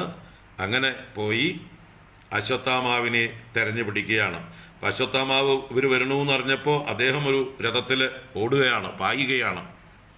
പേടിച്ചോടി. അവസാനം ഒരു തൊട്ടില്ല, പിന്നാലെ എത്തി. അദ്ദേഹത്തിൻ്റെ രഥവും കേടുവന്നു, രഥത്തിൽ നിന്ന് ഇറങ്ങി ഓടുകയാണ്. അപ്പോൾ പിന്നാലെ അർജുനൻ ആയുധവുമായിട്ട് അസ്ത്രങ്ങൾ എയ്യാൻ തുടങ്ങി. തിരിച്ച് അശ്വത്ഥാമാവ് ചെയ്തത് ബ്രഹ്മാസ്ത്രം പ്രയോഗിക്കുകയാണ് ഉണ്ടായത്. ഏറ്റവും മാരകമായിട്ടുള്ള അസ്ത്രം ഈ പാണ്ഡവന്മാരെ മുഴുവൻ ഉന്മൂലനം ചെയ്യാൻ ഉദ്ദേശിച്ചുകൊണ്ട് അപാണ്ഡവമിതം കർത്തും ദ്രൗണേരസ്ത്രം അബുദ്ധ്യത എന്ന് ഭാഗവതം പറയും. ദ്രോണപുത്രനായ അശ്വത്ഥാമാവിൻ്റെ അസ്ത്രമായിരുന്നു അത്. അപ്പോൾ അർജുനൻ്റെ നേരെ ആദ്യം പ്രയോഗിച്ചു. അപ്പോൾ അർജുനൻ ഈ അസ്ത്രം വരുന്നത് കണ്ട് അന്താളിച്ചു, ഒരു ഭയങ്കരമായിട്ടുള്ള ജ്വാല. ഇതെന്താണ് കൃഷ്ണ എന്ന് പറഞ്ഞ് കൃഷ്ണനോട് വിളിച്ചു ചോദിച്ചപ്പോൾ കൃഷ്ണൻ പറഞ്ഞു, ഇത് ബ്രഹ്മാസ്ത്രമാണ്, അതിനെ നീ ബ്രഹ്മാസ്ത്രം കൊണ്ട് തന്നെ തടയണം, വേറൊരു അസ്ത്രം അതിന് പ്രതിവിധിയില്ല, അതുകൊണ്ട് നീയും തിരിച്ച് ബ്രഹ്മാസ്ത്രം കൊണ്ട് തടയണം. മാത്രമല്ല അവൻ ഈ ബ്രഹ്മാസ്ത്രം പ്രയോഗിച്ചത് ലോകം നശിപ്പിക്കും. ബ്രഹ്മാസ്ത്രത്തിന് അത്രയും ശക്തിയുള്ള ആണവായുധമാണ്. അപ്പോൾ അവനത് തിരിച്ചെടുക്കാനും അറിയില്ല. അതുകൊണ്ട് നീ തന്നെ അതിനെ രണ്ടിനെയും ഉപസംഹരിക്കണം, ലോകത്തിന് ഹാനിയില്ലാത്ത രീതിയിൽ എന്ന് പറഞ്ഞ് അർജുനനെ കൊണ്ട് ഭഗവാൻ പറഞ്ഞത് പ്രകാരം അർജുനൻ ബ്രഹ്മാസ്ത്രം പ്രയോഗിച്ചു. 2 ബ്രഹ്മാസ്ത്രങ്ങളെയും മടക്കി ഉപസംഹാര മന്ത്രം കൊണ്ട് 2നെയും പിൻവലിച്ചു. അങ്ങനെ പിന്നീട് അശ്വത്ഥാമാവിനെ ബന്ധിച്ചു. യുദ്ധത്തിൽ കയ്യും കാലും ഒക്കെ കൂട്ടിക്കെട്ടി രഥത്തിലേക്ക് വലിച്ച്, ഒരു മൃഗത്തെ വലിച്ചഴിച്ചു കൊണ്ടുവരുന്ന പോലെ രഥത്തിൽ കെട്ടിയിട്ടിട്ട് വലിച്ചു കൊണ്ടുപോവുകയാണ്. അപ്പോൾ ഭഗവാൻ അർജുനോട് പറയും, അർജുന, നീ പാഞ്ചാലിയോട് പറഞ്ഞത് നിന്റെ മക്കളെ കൊന്നവരുടെ ശിരസ് കൊണ്ടുപോകാമെന്നാണ്, നീ എന്താ ഇയാളെ ജീവനോടെ കൊണ്ടുപോകുന്നത് എന്ന് ചോദിച്ചു. പരീക്ഷിക്കുകയാണ്. അപ്പോൾ അർജുനൻ തൻ്റെ ഗുരുവിൻ്റെ പുത്രനായതുകൊണ്ട്, അർജുനന് ഏറ്റവും പ്രിയപ്പെട്ട ആളാണ് ഗുരു ദ്രോണൻ. അപ്പോൾ ആ ദ്രോണൻ്റെ പുത്രനെ ദ്രോണനായിട്ട് തന്നെ കാണുന്ന അർജുനന് വധിക്കാൻ തോന്നിയില്ല. അദ്ദേഹം അവിടെ പോയിട്ട് വേണ്ടത് ചെയ്യാം എന്ന് പറഞ്ഞ് പാഞ്ചാലിയുടെ മുമ്പിലേക്ക് കെട്ടി വലിച്ചുകൊണ്ട് പോവുകയാണ്. അശ്വത്ഥാമാവിനെ കൊണ്ടുപോയി വലിച്ചിട്ട് കൊടുക്കുമ്പോൾ ദൂരത്തുനിന്ന് തന്നെ പാഞ്ചാലി വിളിച്ചു പറഞ്ഞു, അയ്യോ അയ്യോ അയ്യോ, അത് ഗുരുവാണല്ലോ. ഗുരുവിൻ്റെ പുത്രനെ ഗുരുവായിട്ട് തന്നെ കണ്ട് പാഞ്ചാലി പറയുന്നു, അത് പാടില്ല, അദ്ദേഹത്തെ അഴിച്ചുവിടൂ. മുച്യതാം ഏഷഹ ബ്രാഹ്മണോ നിതരാം ഗുരു. ഇവൻ ബ്രാഹ്മണനാണ്, ഗുരുവാണ്. ഗുരുപുത്രനെ ഗുരുവായി തന്നെ കണ്ടുകൊണ്ട് പറയാണ്, അവനെ അഴിച്ചുവിടൂ, അവനെ ഇങ്ങനെ അപമാനിക്കരുത്, കൊല്ലരുത് എന്ന് അർജുനനോട് വിളിച്ചു പറയുന്ന പാഞ്ചാലി, ധർമ്മമൂർത്തിയായിട്ടുള്ള പാഞ്ചാലി. പാഞ്ചാലി പറയുന്നുണ്ട്, 5 മക്കൾ മരിച്ച ദുഃഖം എനിക്കറിയാം. ഈ അശ്വത്ഥാമാവിൻ്റെ അമ്മ ഗൗതമി, കൃപി എന്നൊക്കെ അറിയപ്പെടുന്ന ആ ദ്രോണന്റെ പത്നി, അവര് ദ്രോണൻ മരിച്ചപ്പോൾ കൂടെ മരിക്കാതിരുന്നത് ഈ പുത്രനുണ്ട് എന്ന് കരുതിയിട്ടാണ്. പുത്രോ രക്ഷതി വാർദ്ധക്യേ എന്ന് കരുതി ഭർത്താവിൻ്റെ കൂടെ മരിച്ചില്ല. ആ അമ്മ അവിടെ കാത്തിരിപ്പുണ്ട് ഈ മകനെ. അപ്പോൾ അവനെ വധിച്ചാൽ ആ അമ്മയുടെ ദുഃഖം എന്തായിരിക്കുമെന്ന് മക്കൾ മരിച്ച എനിക്കറിയാം. അപ്പോൾ നമ്മുടെ ഗുരുപത്നി ദുഃഖിക്കാൻ പാടില്ല, നമ്മളെ ശപിക്കാൻ പാടില്ല, നമ്മുടെ വംശം മുടിഞ്ഞു പോകും ഗുരുപത്നിയുടെ ശാപമുണ്ടായാൽ. അതുകൊണ്ട് മോചിപ്പിക്കൂ എന്ന് ആ ധർമ്മമൂർത്തിയായ പാഞ്ചാലി വിളിച്ചു പറയുന്നതും അത് കേട്ട് അപ്പോഴേക്കും വിചാരണ നടത്തി യുധിഷ്ഠിരനോടും ഭീമസേനോടും നകുല സഹദേവന്മാരോടുമൊക്കെ അർജുനൻ ചോദിച്ചു, എന്താ ചെയ്യേണ്ടതെന്ന്. യുധിഷ്ഠിരൻ പറഞ്ഞു, പാഞ്ചാലി എന്ത് പറഞ്ഞു അത് ചെയ്യുക. നകുല സഹദേവന്മാരും അത് തന്നെയാ ശരി. പക്ഷേ ഭീമന് മാത്രം കുറച്ച് മുറുമുറുപ്പുണ്ടായിരുന്നു, ഇവനെ വധിക്കേണ്ടതാണ് എന്നാണ് ഭീമസേനന്റെ വാദം. അപ്പോൾ ഏട്ടനെ സന്തോഷിപ്പിക്കുകയും വേണം, ബാക്കിയുള്ളവരെയും സന്തോഷിപ്പിക്കണം. കൃഷ്ണനോട് ചോദിച്ചപ്പോൾ കൃഷ്ണൻ അർജുനന്റെ ഇഷ്ടം പോലെ ചെയ്തോളാൻ പറഞ്ഞു. ധർമ്മമൂർത്തിയായ അർജുനൻ ഈ അശ്വത്ഥാമാവിനെ വികലാംഗനാക്കുന്ന അദ്ദേഹത്തിൻ്റെ ശിരസ്സിൽ അദ്ദേഹം ജനിക്കുമ്പോൾ തന്നെ ഉള്ള ഒരു രത്നമുണ്ട്, ചൂടാമണി. അത് അദ്ദേഹത്തിൻ്റെ ശിരസ്സോട് ചേർന്നിട്ടുള്ളതാണ്. ആ ചൂടാമണിയെ മുറിച്ചെടുത്തു എന്നാണ്, തലയിൽ നിന്ന് വാളുകൊണ്ട് മുറിച്ചെടുത്ത് അദ്ദേഹത്തിൻ്റെ മുടിയും മുറിച്ച് കളഞ്ഞ് അദ്ദേഹത്തിനെ എന്താ പറയുക അവമാനിച്ചുകൊണ്ട് കെട്ടഴിച്ച് കടന്നു പോ എന്ന് പറഞ്ഞ് ആട്ടിവിട്ടു. അതും ഒരു തരം വധമാണ്. ബ്രാഹ്മണരെ അപമാനിക്കുന്നതാണ് വധം എന്ന് പറയും. അവരെ ദേഹഹത്യയല്ല, അവരുടെ മാനഹത്യയാണ് അവർക്കുള്ള വധം എന്ന വിധിയുണ്ട്. അപ്പോൾ വധിച്ചതിന് തുല്യവുമായി. ഏട്ടനും സമാധാനമായി, ഭീമനും സമാധാനമായി. അപ്പോൾ വധിച്ചില്ല, അപമാനിച്ചുകൊണ്ട് അവനെ പറഞ്ഞയച്ചു. അങ്ങനെ പറഞ്ഞയച്ചപ്പോൾ മിണ്ടാതെ പോയോ, ആ അശ്വത്ഥാമാവ് വീണ്ടും പ്രതികാരം ചെയ്തു. അതാണ് പിന്നെ പാണ്ഡവന്മാരെ ഉന്മൂലനം ചെയ്യാനുള്ള അസ്ത്രം, ബ്രഹ്മാസ്ത്രം വീണ്ടും അയക്കുന്നത്. ആ അസ്ത്രം പാണ്ഡവന്മാരുടെ മുഴുവൻ നേർക്ക് വരുമ്പോൾ അവർ പേടിച്ചു. കൃഷ്ണ കൃഷ്ണ എന്ന് പറഞ്ഞ് അഭയം പ്രാപിച്ചു. കൃഷ്ണൻ തൻ്റെ സുദർശനം കൊണ്ട് ആ ബ്രഹ്മാസ്ത്രത്തെ തടഞ്ഞു, നിഷ്പ്രഭമാക്കി. അതേ സമയത്താണ് ഉത്തരാദേവി ഓടി വന്നത്, ഉത്തരയുടെ ഗർഭത്തിൻ്റെ നേർക്കും പോകുന്നത്. അഭിമന്യുവിൻ്റെ പത്നി കൃഷ്ണനെ അഭയം പ്രാപിച്ചുകൊണ്ട് ഉത്തരയും വന്നു. അപ്പോഴാണ് ഭഗവാൻ ഉത്തരയുടെ ഗർഭത്തിലേക്ക് ഒരു ചെറിയ ശരീരമെടുത്തുകൊണ്ട്, പെരുവിരൽ മാത്രം ശരീരമെടുത്തുകൊണ്ട് ഉത്തരയുടെ ഗർഭത്തിലേക്ക് പ്രവേശിച്ച് അവിടെ അശ്വത്ഥാമാവിൻ്റെ ബ്രഹ്മാസ്ത്രം പ്രയോഗിച്ചത് ഫലിച്ചു കഴിഞ്ഞിരിക്കുന്നു. ആ കുട്ടി മൃതമായിരിക്കുന്നു. ഗർഭത്തിലുണ്ടായിരുന്ന പാണ്ഡവ വംശത്തിൻ്റെ തന്തു, സന്താന ബീജം, അത് നശിച്ചു കഴിഞ്ഞിരുന്നു. പക്ഷേ ഭഗവാന്റെ ദർശനം കൊണ്ട് അത് വീണ്ടും തളിർത്തു, ജനിച്ചു. ഭഗവാൻ തന്നെ പിന്നീട് ഗർഭത്തിൽ സുദർശന പാണിയായി, ഗതാപാണിയായി ആ ഗർഭപാത്രത്തിൽ കാവൽ നിന്നു പരീക്ഷത്തിന്. ആ കുട്ടിയാണ് പിന്നീട് പരീക്ഷിത്തായിട്ട് ജനിക്കുന്നത്. അപ്പോൾ ആ കഥകളെ മുഴുവൻ ഇവിടെ മേൽപ്പത്തൂര് ചുരുക്കി പറഞ്ഞിരിക്കുകയാണ്. നമുക്ക് അടുത്ത് തന്നെ വരാനിരിക്കുന്നതാണ് ഭാഗവതത്തിൽ ഡീറ്റെയിൽ ആയിട്ട് ഒരു ആമുഖമായിട്ടിരിക്കട്ടെ. ഇപ്പോൾ കൂടുതൽ ഡീറ്റെയിൽ ആയിട്ട് നമുക്ക് ശ്ലോകം ബൈ ശ്ലോകം ഭാഗവതത്തിൽ പഠിക്കാം. 7ാം അധ്യായത്തിലും 8ാം അധ്യായത്തിലും വരും. നമ്മളിപ്പോൾ 6ാം അധ്യായമല്ലേ ഭാഗവതം കണ്ടുകൊണ്ടിരിക്കുന്നത്. താമസിയാതെ വരുന്ന വിഷയമാണ്. അപ്പോൾ അതൊന്ന് നോക്കാം, എങ്ങനെയാണ് മേൽപ്പത്തൂര് അവതരിപ്പിച്ചിരിക്കുന്നത് എന്ന്. സംസുപ്ത ദ്രൗപദേയ ക്ഷപണഹതദിയം ദ്രൗണിമേത്യ ത്വദുക്ത്യാ തന്മുക്തം ബ്രാഹ്മമസ്ത്രം സമഹൃത വിജയോ മൗലിരത്നം ച ജഹ്രേ ഉച്ഛിത്യൈ പാണ്ഡവാനാം പുനരപി ച വിശത്യുത്തരാ ഗർഭമസ്ത്രേ രക്ഷൻ അങ്കുഷ്ടമാത്രഃ കില ജഡരമഗാഃ ചക്രപാണിർവിഭോ ത്വം.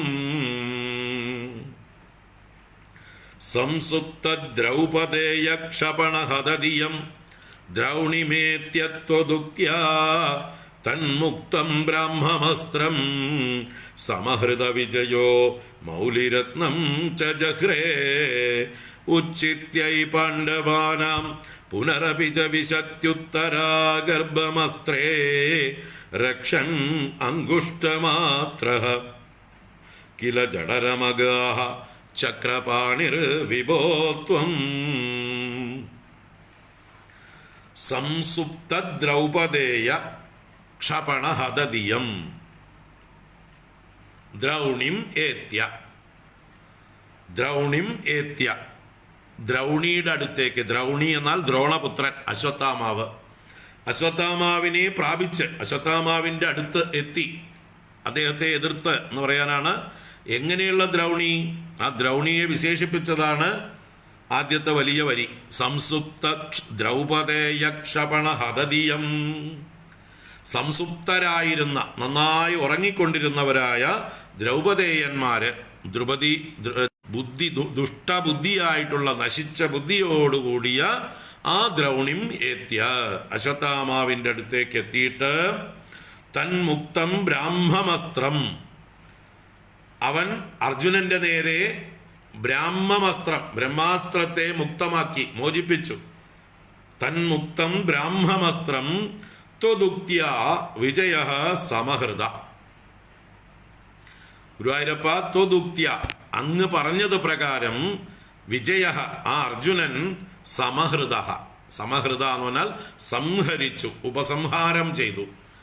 2 ബ്രഹ്മാസ്ത്രങ്ങളെയും കൂടി ഉപസംഹാര മന്ത്രം ചൊല്ലി ഒന്നിച്ച് ഉപസംഹരിച്ച് തൻ്റെ തൂണീരത്തിലേക്ക് ആക്കി കളഞ്ഞു. അങ്ങനെ ബ്രഹ്മാസ്ത്രത്തെ ശമിപ്പിച്ചു. അറിയുന്ന ഒരാള് അർജുനനേ ഉള്ളൂ. അശ്വത്ഥാമാവിന് പ്രയോഗിക്കാനേ അറിയുള്ളൂ. അതെന്താ സംഭവം ചോദിച്ചാൽ, ഈ അർജുനന്റെ നല്ല സ്വഭാവം, ആ ഗുരു ശുശ്രൂഷ, നല്ല വിധേയത്വം, ആ നല്ല ശിഷ്യനെ കിട്ടിയപ്പോഴാണ് ദ്രോണൻ അർജുനന് മാത്രം ബ്രഹ്മാസ്ത്രം ഉപദേശിച്ചത്. ബാക്കി ശിഷ്യന്മാർക്കൊന്നും ഉപദേശിച്ചിട്ടില്ല. അർജുനന്റെ ഗുരു ശുശ്രൂഷ കൊണ്ട് പ്രീതനായിട്ട് അർജുനന് മാത്രം ഉപദേശിച്ചതാണ് ബ്രഹ്മാസ്ത്രം. പക്ഷേ മകനായ അശ്വത്ഥാമാവ് അച്ഛൻ്റെ തല തിന്നാൻ തുടങ്ങി, പുറകെ നടന്നു. അർജുനന് മാത്രം കൊടുത്തു, അർജുനന് മാത്രം ഈ വിദ്യ കൊടുത്തു. എനിക്ക് തന്നില്ല, എനിക്ക് തന്നില്ല, എനിക്ക് തന്നില്ല എന്ന് പറഞ്ഞുകൊണ്ട് അച്ഛൻ്റെ തല തിന്ന്, അച്ഛൻ മമത കൊണ്ട്, ആ മകൻ്റെ ശാഠ്യം കൊണ്ട് മകന് ബ്രഹ്മാസ്ത്രം ഉപദേശിച്ചു. എങ്ങനെയാണ് പ്രയോഗം എന്ന്, അതിൻ്റെ ഉപസംഹാരം പഠിക്കാൻ മെനക്കെട്ടില്ല അശ്വത്ഥാമാവ്. മതി, എനിക്കിത് മതി എന്ന് പറഞ്ഞിട്ട് ആൾ പോയി, പഠിപ്പ് പകുതിയിലാക്കി പോയി, ഡ്രോപ്പ് ഔട്ടായി ബ്രഹ്മാസ്ത്ര സ്റ്റാൻഡേർഡിൽ നിന്ന്. ബ്രഹ്മാസ്ത്രം പഠിക്കുന്ന ആ ക്ലാസ്സിൽ പ്രയോഗം മാത്രം പഠിച്ച് ഉപസംഹാരം മനസ്സിലാക്കാതെ, അതിൻ്റെ മന്ത്രവും അതിൻ്റെ രീതിയുമൊന്നും മനസ്സിലാക്കാതെ പാതിയിൽ ഉപേക്ഷിച്ചു. അങ്ങനെ പ്രയോഗം മാത്രമേ അറിയുള്ളൂ, ഉപസംഹാരം അശ്വത്ഥാമാവിനും അറിയില്ല. അപ്പം അത് അർജുനനെ കൊണ്ട് തന്നെ ഉപസംഹരിപ്പിച്ചു ഭഗവാൻ. അതാണ് അർജുനന്റെ മഹിമ. നല്ല ശിഷ്യനാണ്, ഗുരുവിനെ ശുശ്രൂഷിച്ച് പ്രീതനായി ആ ഗുരുവിൽ നിന്ന് സർവ്വവിദ്യകളും ആർജിച്ചിട്ടുള്ള ആളാണ്. അപ്പോൾ അതാണ് ഇവിടെ തന്മുക്തം ബ്രാഹ്മമസ്ത്രം ത്വദുക്ത്യ വിജയ സമഹൃത. അങ്ങയുടെ വാക്ക് കേട്ട് വിജയൻ സംഹരിച്ചു. എന്നിട്ടോ മൗലിരത്നം ജഹ്രേച്ച, അവന്റെ ശിരസിലെ രത്നത്തെ ഹരിച്ചെടുക്കുകയും ചെയ്തു. അശ്വത്ഥാമാവിന്റെ ശിരസിലെ രത്നത്തെ ഹരിച്ചെടുത്ത് അവനെ അപമാനിക്കുകയും ചെയ്തു. പുനരപിച്ച പാണ്ഡവാനാമുച്ചിത്യൈ അസ്ത്രേ ഉത്തരാഗർഭം വിശതി. വീണ്ടും അശ്വത്ഥാമാവ് ഈ ഭൂമിയിൽ പാണ്ഡവന്മാരുണ്ടാവരുത് എന്ന് പറഞ്ഞ് ബ്രഹ്മാസ്ത്രത്തെ പ്രയോഗിച്ചു. അപാണ്ഡവമിതം കർത്തും ദ്രൗണേരസ്ത്രം. അങ്ങനെ ആ ദ്രോണപുത്രൻ അസ്ത്രം അയച്ചപ്പോൾ പാണ്ഡവാനാം ഉച്ചിത്യൈ, പാണ്ഡവന്മാരെ ഉച്ഛേദനം ചെയ്യാൻ, ഉന്മൂലനം ചെയ്യാൻ ആ അസ്ത്രം പാണ്ഡവന്മാരുടെ നേരെ വന്നത് ഭഗവാൻ സുദർശനം കൊണ്ട് തടഞ്ഞു. അത് കഴിഞ്ഞ് ഉത്തരാഗർഭം വിശതി സതി, ഉത്തരാഗർഭത്തിലേക്ക് ആ ബ്രഹ്മാസ്ത്രം പ്രവേശിച്ചപ്പോൾ, ഹേ വിഭോ, അല്ലയോ സർവശക്ത സർവവ്യാപിൻ ഗുരുവായൂരപ്പ, എന്തിനും പോന്നവനല്ലേ അങ്ങ് എന്ത് ചെയ്തു? ത്വം അങ്കുഷ്ടമാത്ര, അങ്ങൊരു പെരുവിരലിന്റെ വലുപ്പത്തിൽ മാത്രമായിട്ട് ചക്രപാണിഹി, ചക്രായുധപാണിയായി രക്ഷൻ, ആ കുട്ടിയെ രക്ഷിക്കാൻ, ഗർഭത്തെ രക്ഷിക്കാനായിട്ട് ജഡരം അഗാഹ കില, അങ്ങ് ഉത്തരയുടെ ഗർഭത്തിലേക്ക് ഗമിച്ചു ഉത്തരേ. അങ്ങനെ ഉണ്ടായോ? സർവവ്യാപിയായിട്ടുള്ള അങ്ങയ്ക്ക് അങ്ങനെ വേണ്ടി വന്നോ? ആവശ്യമില്ലല്ലോ. വാസ്തവത്തില് അങ്ങ് സങ്കല്പിച്ചാൽ പോരെ. അങ്ങ് അല്ലെങ്കിൽ തന്നെ ഉത്തരാഗർഭത്തിൽ ഉണ്ടല്ലോ. പിന്നെന്തിനാ ഒരു പ്രത്യേക രൂപത്തില് അങ്ങ് പ്രവേശിച്ചത് എന്നൊക്കെയാണെങ്കിൽ ഭഗവാന്റെ ഈ ലീലകളൊക്കെ നമ്മളെ ഇനിയൊരു ഗർഭവാസത്തിലേക്ക് പ്രവേശിപ്പിക്കാതിരിക്കാൻ വേണ്ടിയാ ഇങ്ങനെയൊക്കെ ചെയ്ത് കാണിച്ചു തരുന്നത്. ഭഗവാന്റെ കാരുണ്യം, ആ കാരുണ്യത്തെ അറിയുന്ന നമ്മള് അല്ലേ, വിശ്വരൂപനായിട്ടുള്ള ഭഗവാൻ കാരുണ്യം കൊണ്ട് അങ്കുഷ്ടമാത്രനായി ചെറുതായിട്ട് കാവല് കടക്കാൻ പോകുന്നു, സെക്യൂരിറ്റി ഗാർഡായിട്ട്. എന്തൊരു കാരുണ്യം നോക്കൂ. അപ്പൊ ഭഗവാന്റെ ആ കാരുണ്യത്തെക്കുറിച്ച് ചിന്തിക്കുമ്പോൾ നമ്മുടെ ഉള്ളിൽ ഭഗവാനോടുള്ള പ്രേമം വർദ്ധിക്കും. ഭഗവാനോടുള്ള പ്രേമം വർദ്ധിച്ചാൽ പിന്നെ നമുക്ക് നേരെ വഴിക്കാൻ നമ്മൾ ഭഗവാന്റെ അടുത്തേക്ക് എത്തിയാലോ പിന്നെ നമുക്കൊരു ഗർഭപാത്രത്തിൽ കിടക്കേണ്ടി വരില്ല. അപ്പൊ നമ്മളെ ഗർഭപാത്രത്തിൽ കിടത്താതിരിക്കാൻ വേണ്ടി ഭഗവാൻ ഒരു ഗർഭപാത്രത്തിൽ പോയി കിടന്നു. അങ്കുഷ്ടമാത്രനായിട്ട് ഒരു പെരുവിരലോളം വലുപ്പത്തില് ഭഗവാൻ ആ ഉത്തരാഗർഭത്തിൽ ഈ പരീക്ഷത്തിനെ രക്ഷിക്കുവാനായിക്കൊണ്ട് കാവൽ നിന്നു എന്നാണ്. ആ ഗർഭത്തിൽ കിടന്ന കുട്ടി ഈ ഭഗവാനെ കണ്ടിട്ടുണ്ട് തൻ്റെ കാവൽക്കാരനായിട്ട്. അങ്ങനെ വിഷ്ണുവിനാൽ രക്ഷിക്കപ്പെട്ടവൻ എന്നതുകൊണ്ട് വിഷ്ണുരാധൻ എന്ന പേര്. ആർക്ക്? പരീക്ഷത്തിന് വിഷ്ണുരാധൻ എന്ന പേര് കിട്ടാൻ കാരണം വിഷ്ണുവിനാൽ രക്ഷിക്കപ്പെട്ടവൻ, വിഷ്ണുവിനാൽ ജീവൻ ദാനം ചെയ്യപ്പെട്ടവൻ എന്നൊക്കെ അർത്ഥത്തിലാണ്. മരിച്ചുപോയതാണ്, ഗർഭത്തിൽ ഭസ്മമായി പോയി. പക്ഷെ ഭഗവാൻ വീണ്ടും കടാക്ഷം കൊണ്ട്, അമൃതവർഷം കൊണ്ട് ജീവിപ്പിച്ച് കാവലിൽ നിന്ന് രക്ഷിച്ചു കൊടുത്തു. അപ്പൊ അങ്ങനെ കരുണാമൂർത്തിയായ ഭഗവാൻ ചെറിയൊരു രൂപമെടുത്ത് ഉത്തരാഗർഭത്തിൽ കാവൽ നിന്ന ആളാണ്. ഹേ വിഭോത്വം അങ്കുഷ്ടമാത്ര ചക്രപാണി രക്ഷൻ ജഡരമഗാഹ കില. അങ്ങനെ ഉത്തരയുടെ ഗർഭത്തിൽ കിടന്ന് അവനെ രക്ഷിച്ചുവല്ലോ എന്നാണ്.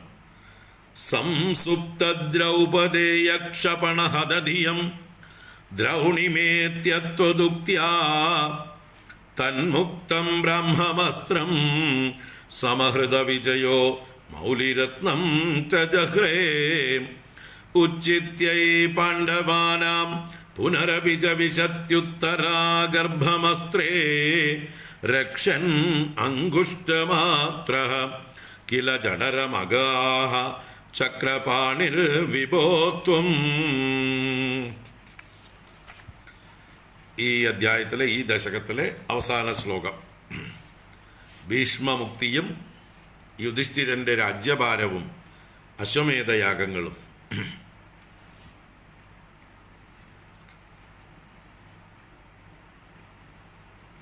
ധർമ്മൗഗം ധർമ്മസൂനോഃ അഭിദദദഖിലം ചന്ദമൃത്യു സ ഭീഷ്മഃ ത്വാം പശ്യൻ ഭക്തിഭൂമ്നൈവ ഹി സപദി യയൗ നിഷ്കള ബ്രഹ്മഭൂയം സംയാജ്യാദാശ്വമേധൈഃ ത്രിഭിരതിമഹിതൈഃ ധർമ്മജം പൂർണ്ണകാമം സംപ്രാപ്തോ ദ്വാരകാം ത്വം പവനപുരപതേ പാഹി മാം സർവരോഗാത്.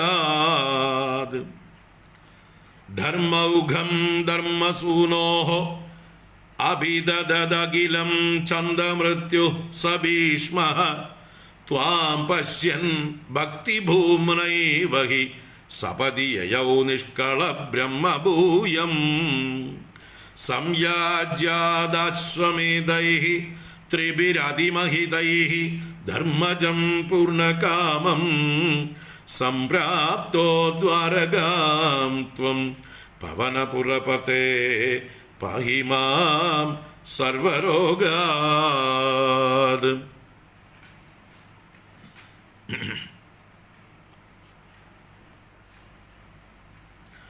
ധർമ്മൗഘം ധർമ്മസൂനോഃ അഭിദദത് അഖിലം ഛന്ദമൃത്യുഃ സ ഭീഷ്മഃ. സ ഭീഷ്മഃ, ആ ഭീഷ്മൻ, അദ്ദേഹം ആരാണ്? ഛന്ദമൃത്യു. ഛന്ദമൃത്യു എന്ന് പറഞ്ഞാൽ സ്വച്ഛന്ദമൃത്യു, സ്വന്തം ഇഷ്ടത്തിനാണ് അദ്ദേഹത്തിന് മൃത്യു. അത് അച്ഛൻ്റെ ഒരു അനുഗ്രഹം കിട്ടിയതാണ്. ശന്തനുവിൻ്റെ അനുഗ്രഹം, നിനക്കിഷ്ടമുള്ളപ്പോൾ നീ മരിച്ചാൽ മതി എന്നൊരു അനുഗ്രഹം കൊടുത്തു അച്ഛന് വേണ്ടി വലിയൊരു പ്രതിജ്ഞ ചെയ്തപ്പോൾ. അത് മാത്രമൊന്നുമല്ല, അതിനു മുമ്പേ തന്നെ വസിഷ്ഠൻ്റെ ശാപം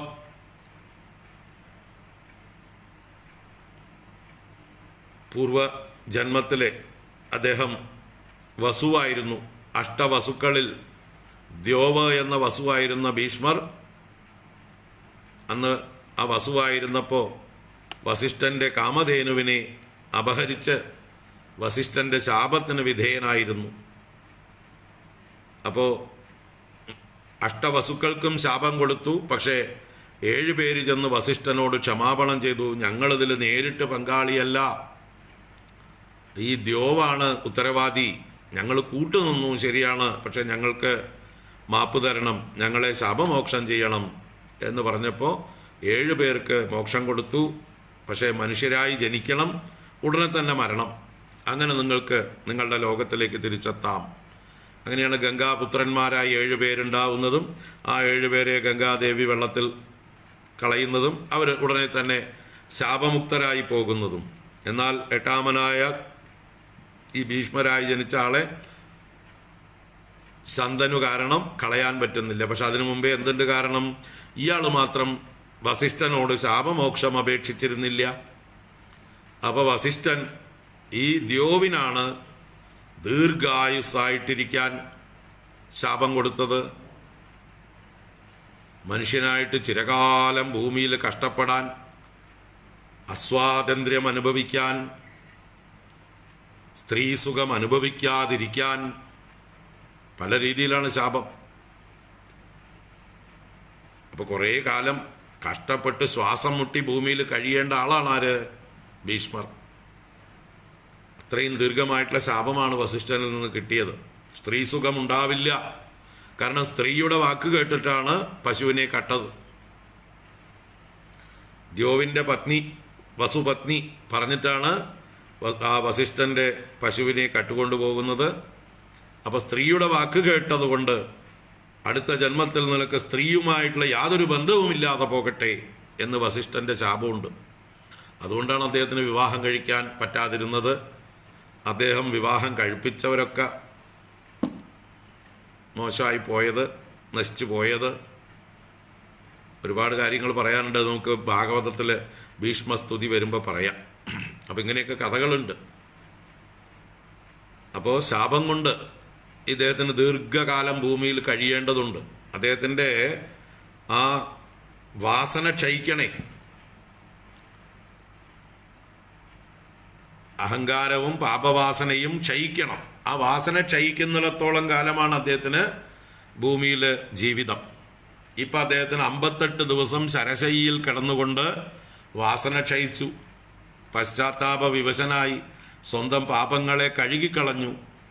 58 ദിവസം ശരശയ്യയിൽ ഒരു രോമം പോലും അനക്കാൻ സ്വാതന്ത്ര്യമില്ലാതെ കിടന്നപ്പോൾ പൗരുഷം നഷ്ടപ്പെട്ടവനായി അഹങ്കാരരഹിതനായി, അഹങ്കാരം മുഴുവൻ പോയി,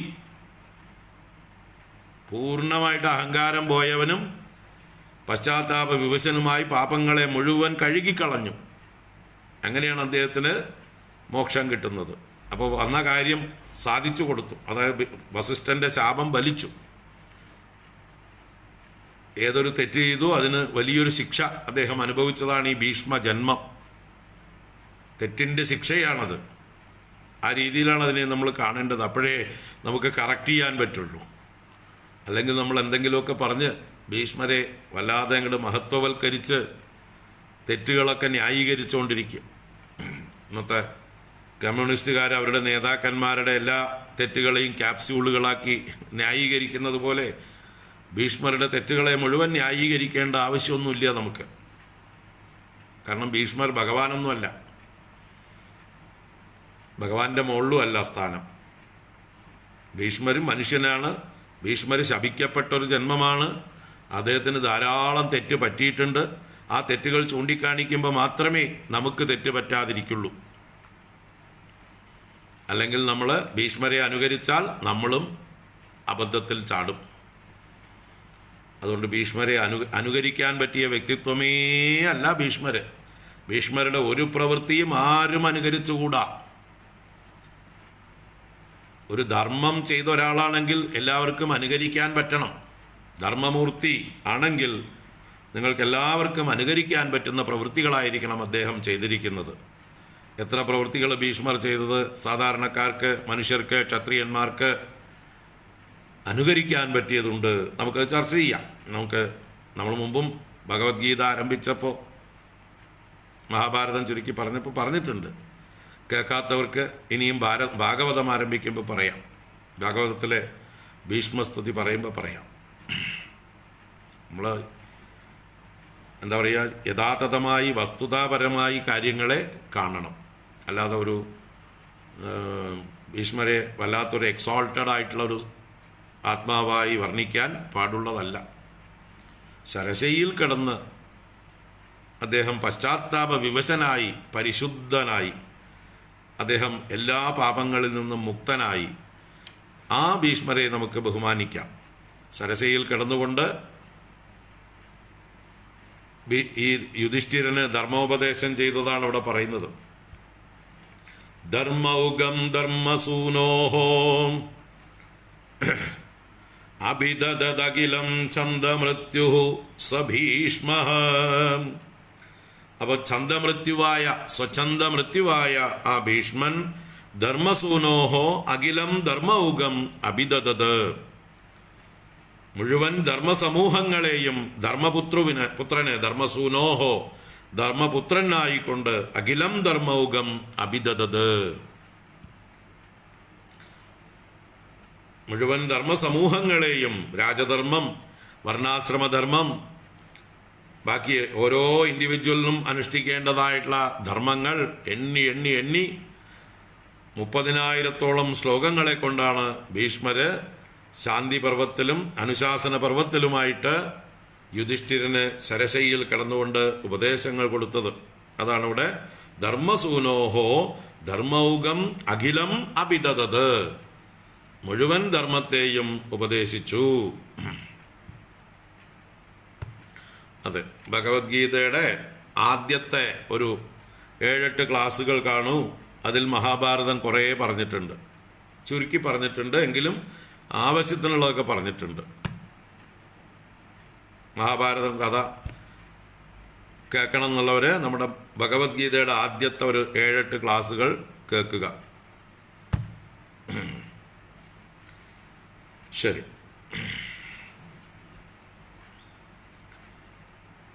അപ്പൊ ഛന്ദമൃത്യുവായ ഭീഷ്മൻ ധർമ്മപുത്രർക്ക് അഖില ധർമ്മയുഗങ്ങളെയും പറഞ്ഞുകൊടുത്തു.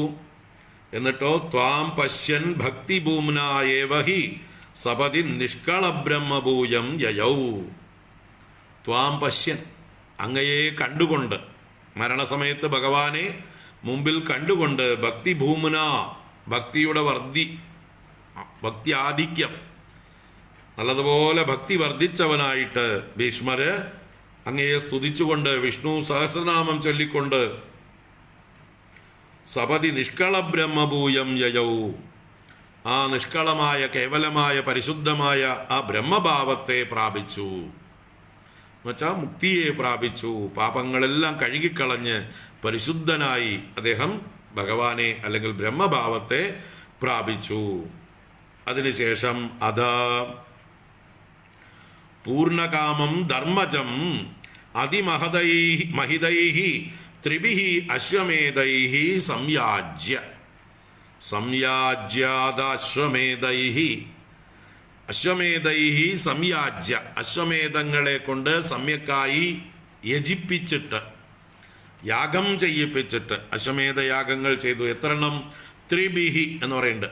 ത്രിഭിഹി 3 അശ്വമേധയാഗങ്ങൾ ചെയ്യിക്കുന്നുണ്ട്. അതിമഹിതൈഹി ഗംഭീരങ്ങളായിട്ട് ഭഗവാൻ തന്നെയാണ് ചെയ്യിക്കുന്നത്.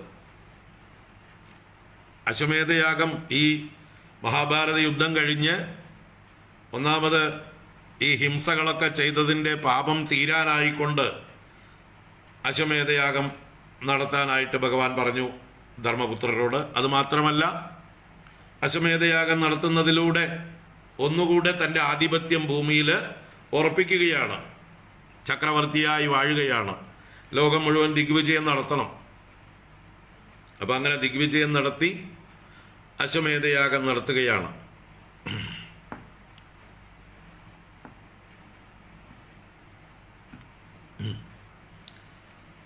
അപ്പോ രാജ്യഭാരം ഏറ്റെടുത്തു യുധിഷ്ഠിരൻ. പക്ഷേ ഖജനാവ് കാലി. നമ്മുടെ കേരളം ഭരിക്കുന്ന ആൾക്കാരെ പോലെ ആയിരുന്നു ആര്? നമ്മുടെ ദുര്യോധനൻ. ഖജനാവ് കാലി. എല്ലാം ദൂർത്തടിച്ചു കഴിഞ്ഞിരുന്നു. തൻ്റെ പ്രിയപ്പെട്ടവർക്കൊക്കെ പ്രീണിപ്പിക്കാൻ വേണ്ടി വാരിക്കോരി കൊടുത്ത് 10 പൈസയുടെ ചില്ലിക്കാശുണ്ടായിരുന്നില്ല അല്ലേ? ദുര്യോധനൻ ഒഴിഞ്ഞുപോയ ഖജനാവ് എംടി ആയിരുന്നു. അപ്പൊ എങ്ങനെ അശ്വമേധം നടത്തും?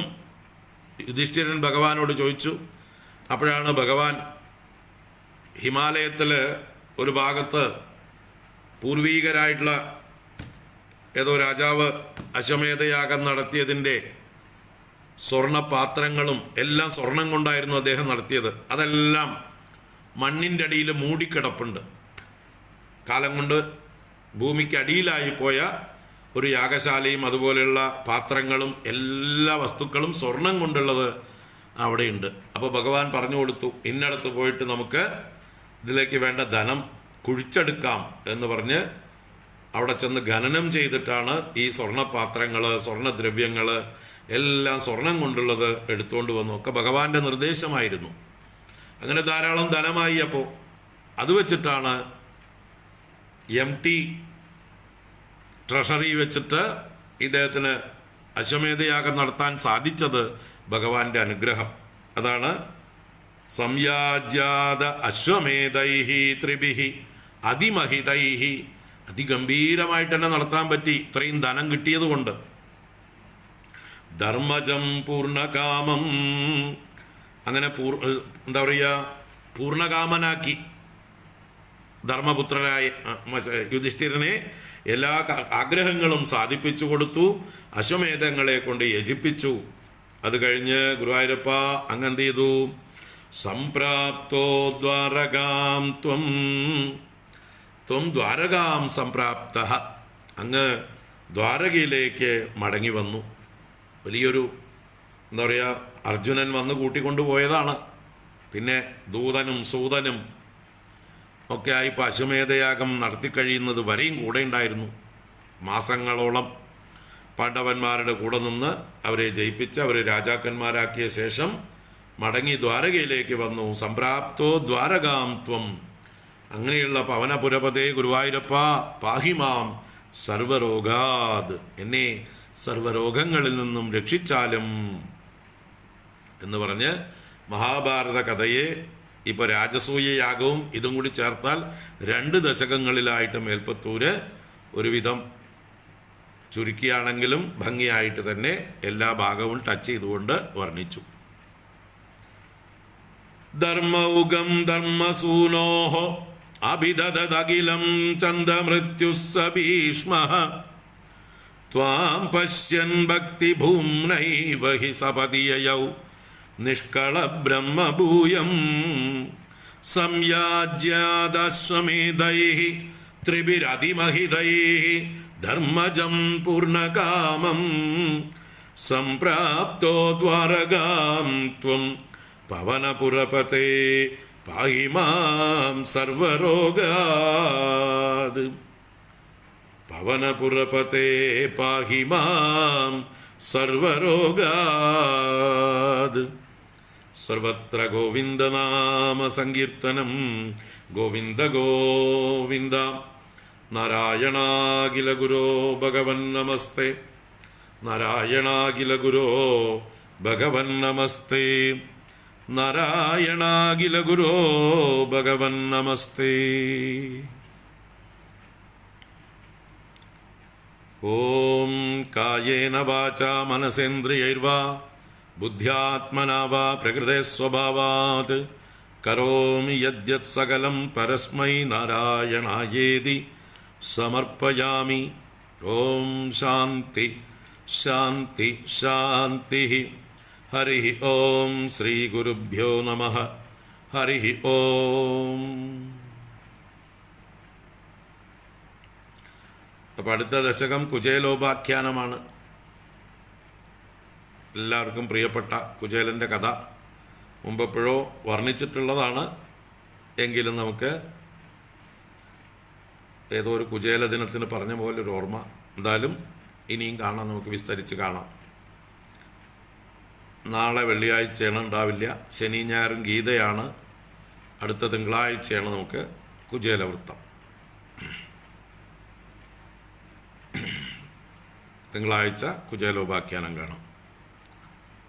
സർവത്ര ഗോവിന്ദനാമ സങ്കീർത്തനം. ഗോവിന്ദ ഗോവിന്ദ. ഹരേ നാരായണ. ഹരി ഓം. എല്ലാവർക്കും ശുഭരാത്രി, സുഖനിദ്ര.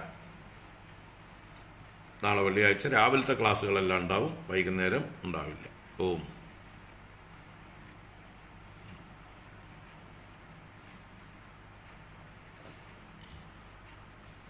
നാരായണ. ഓം.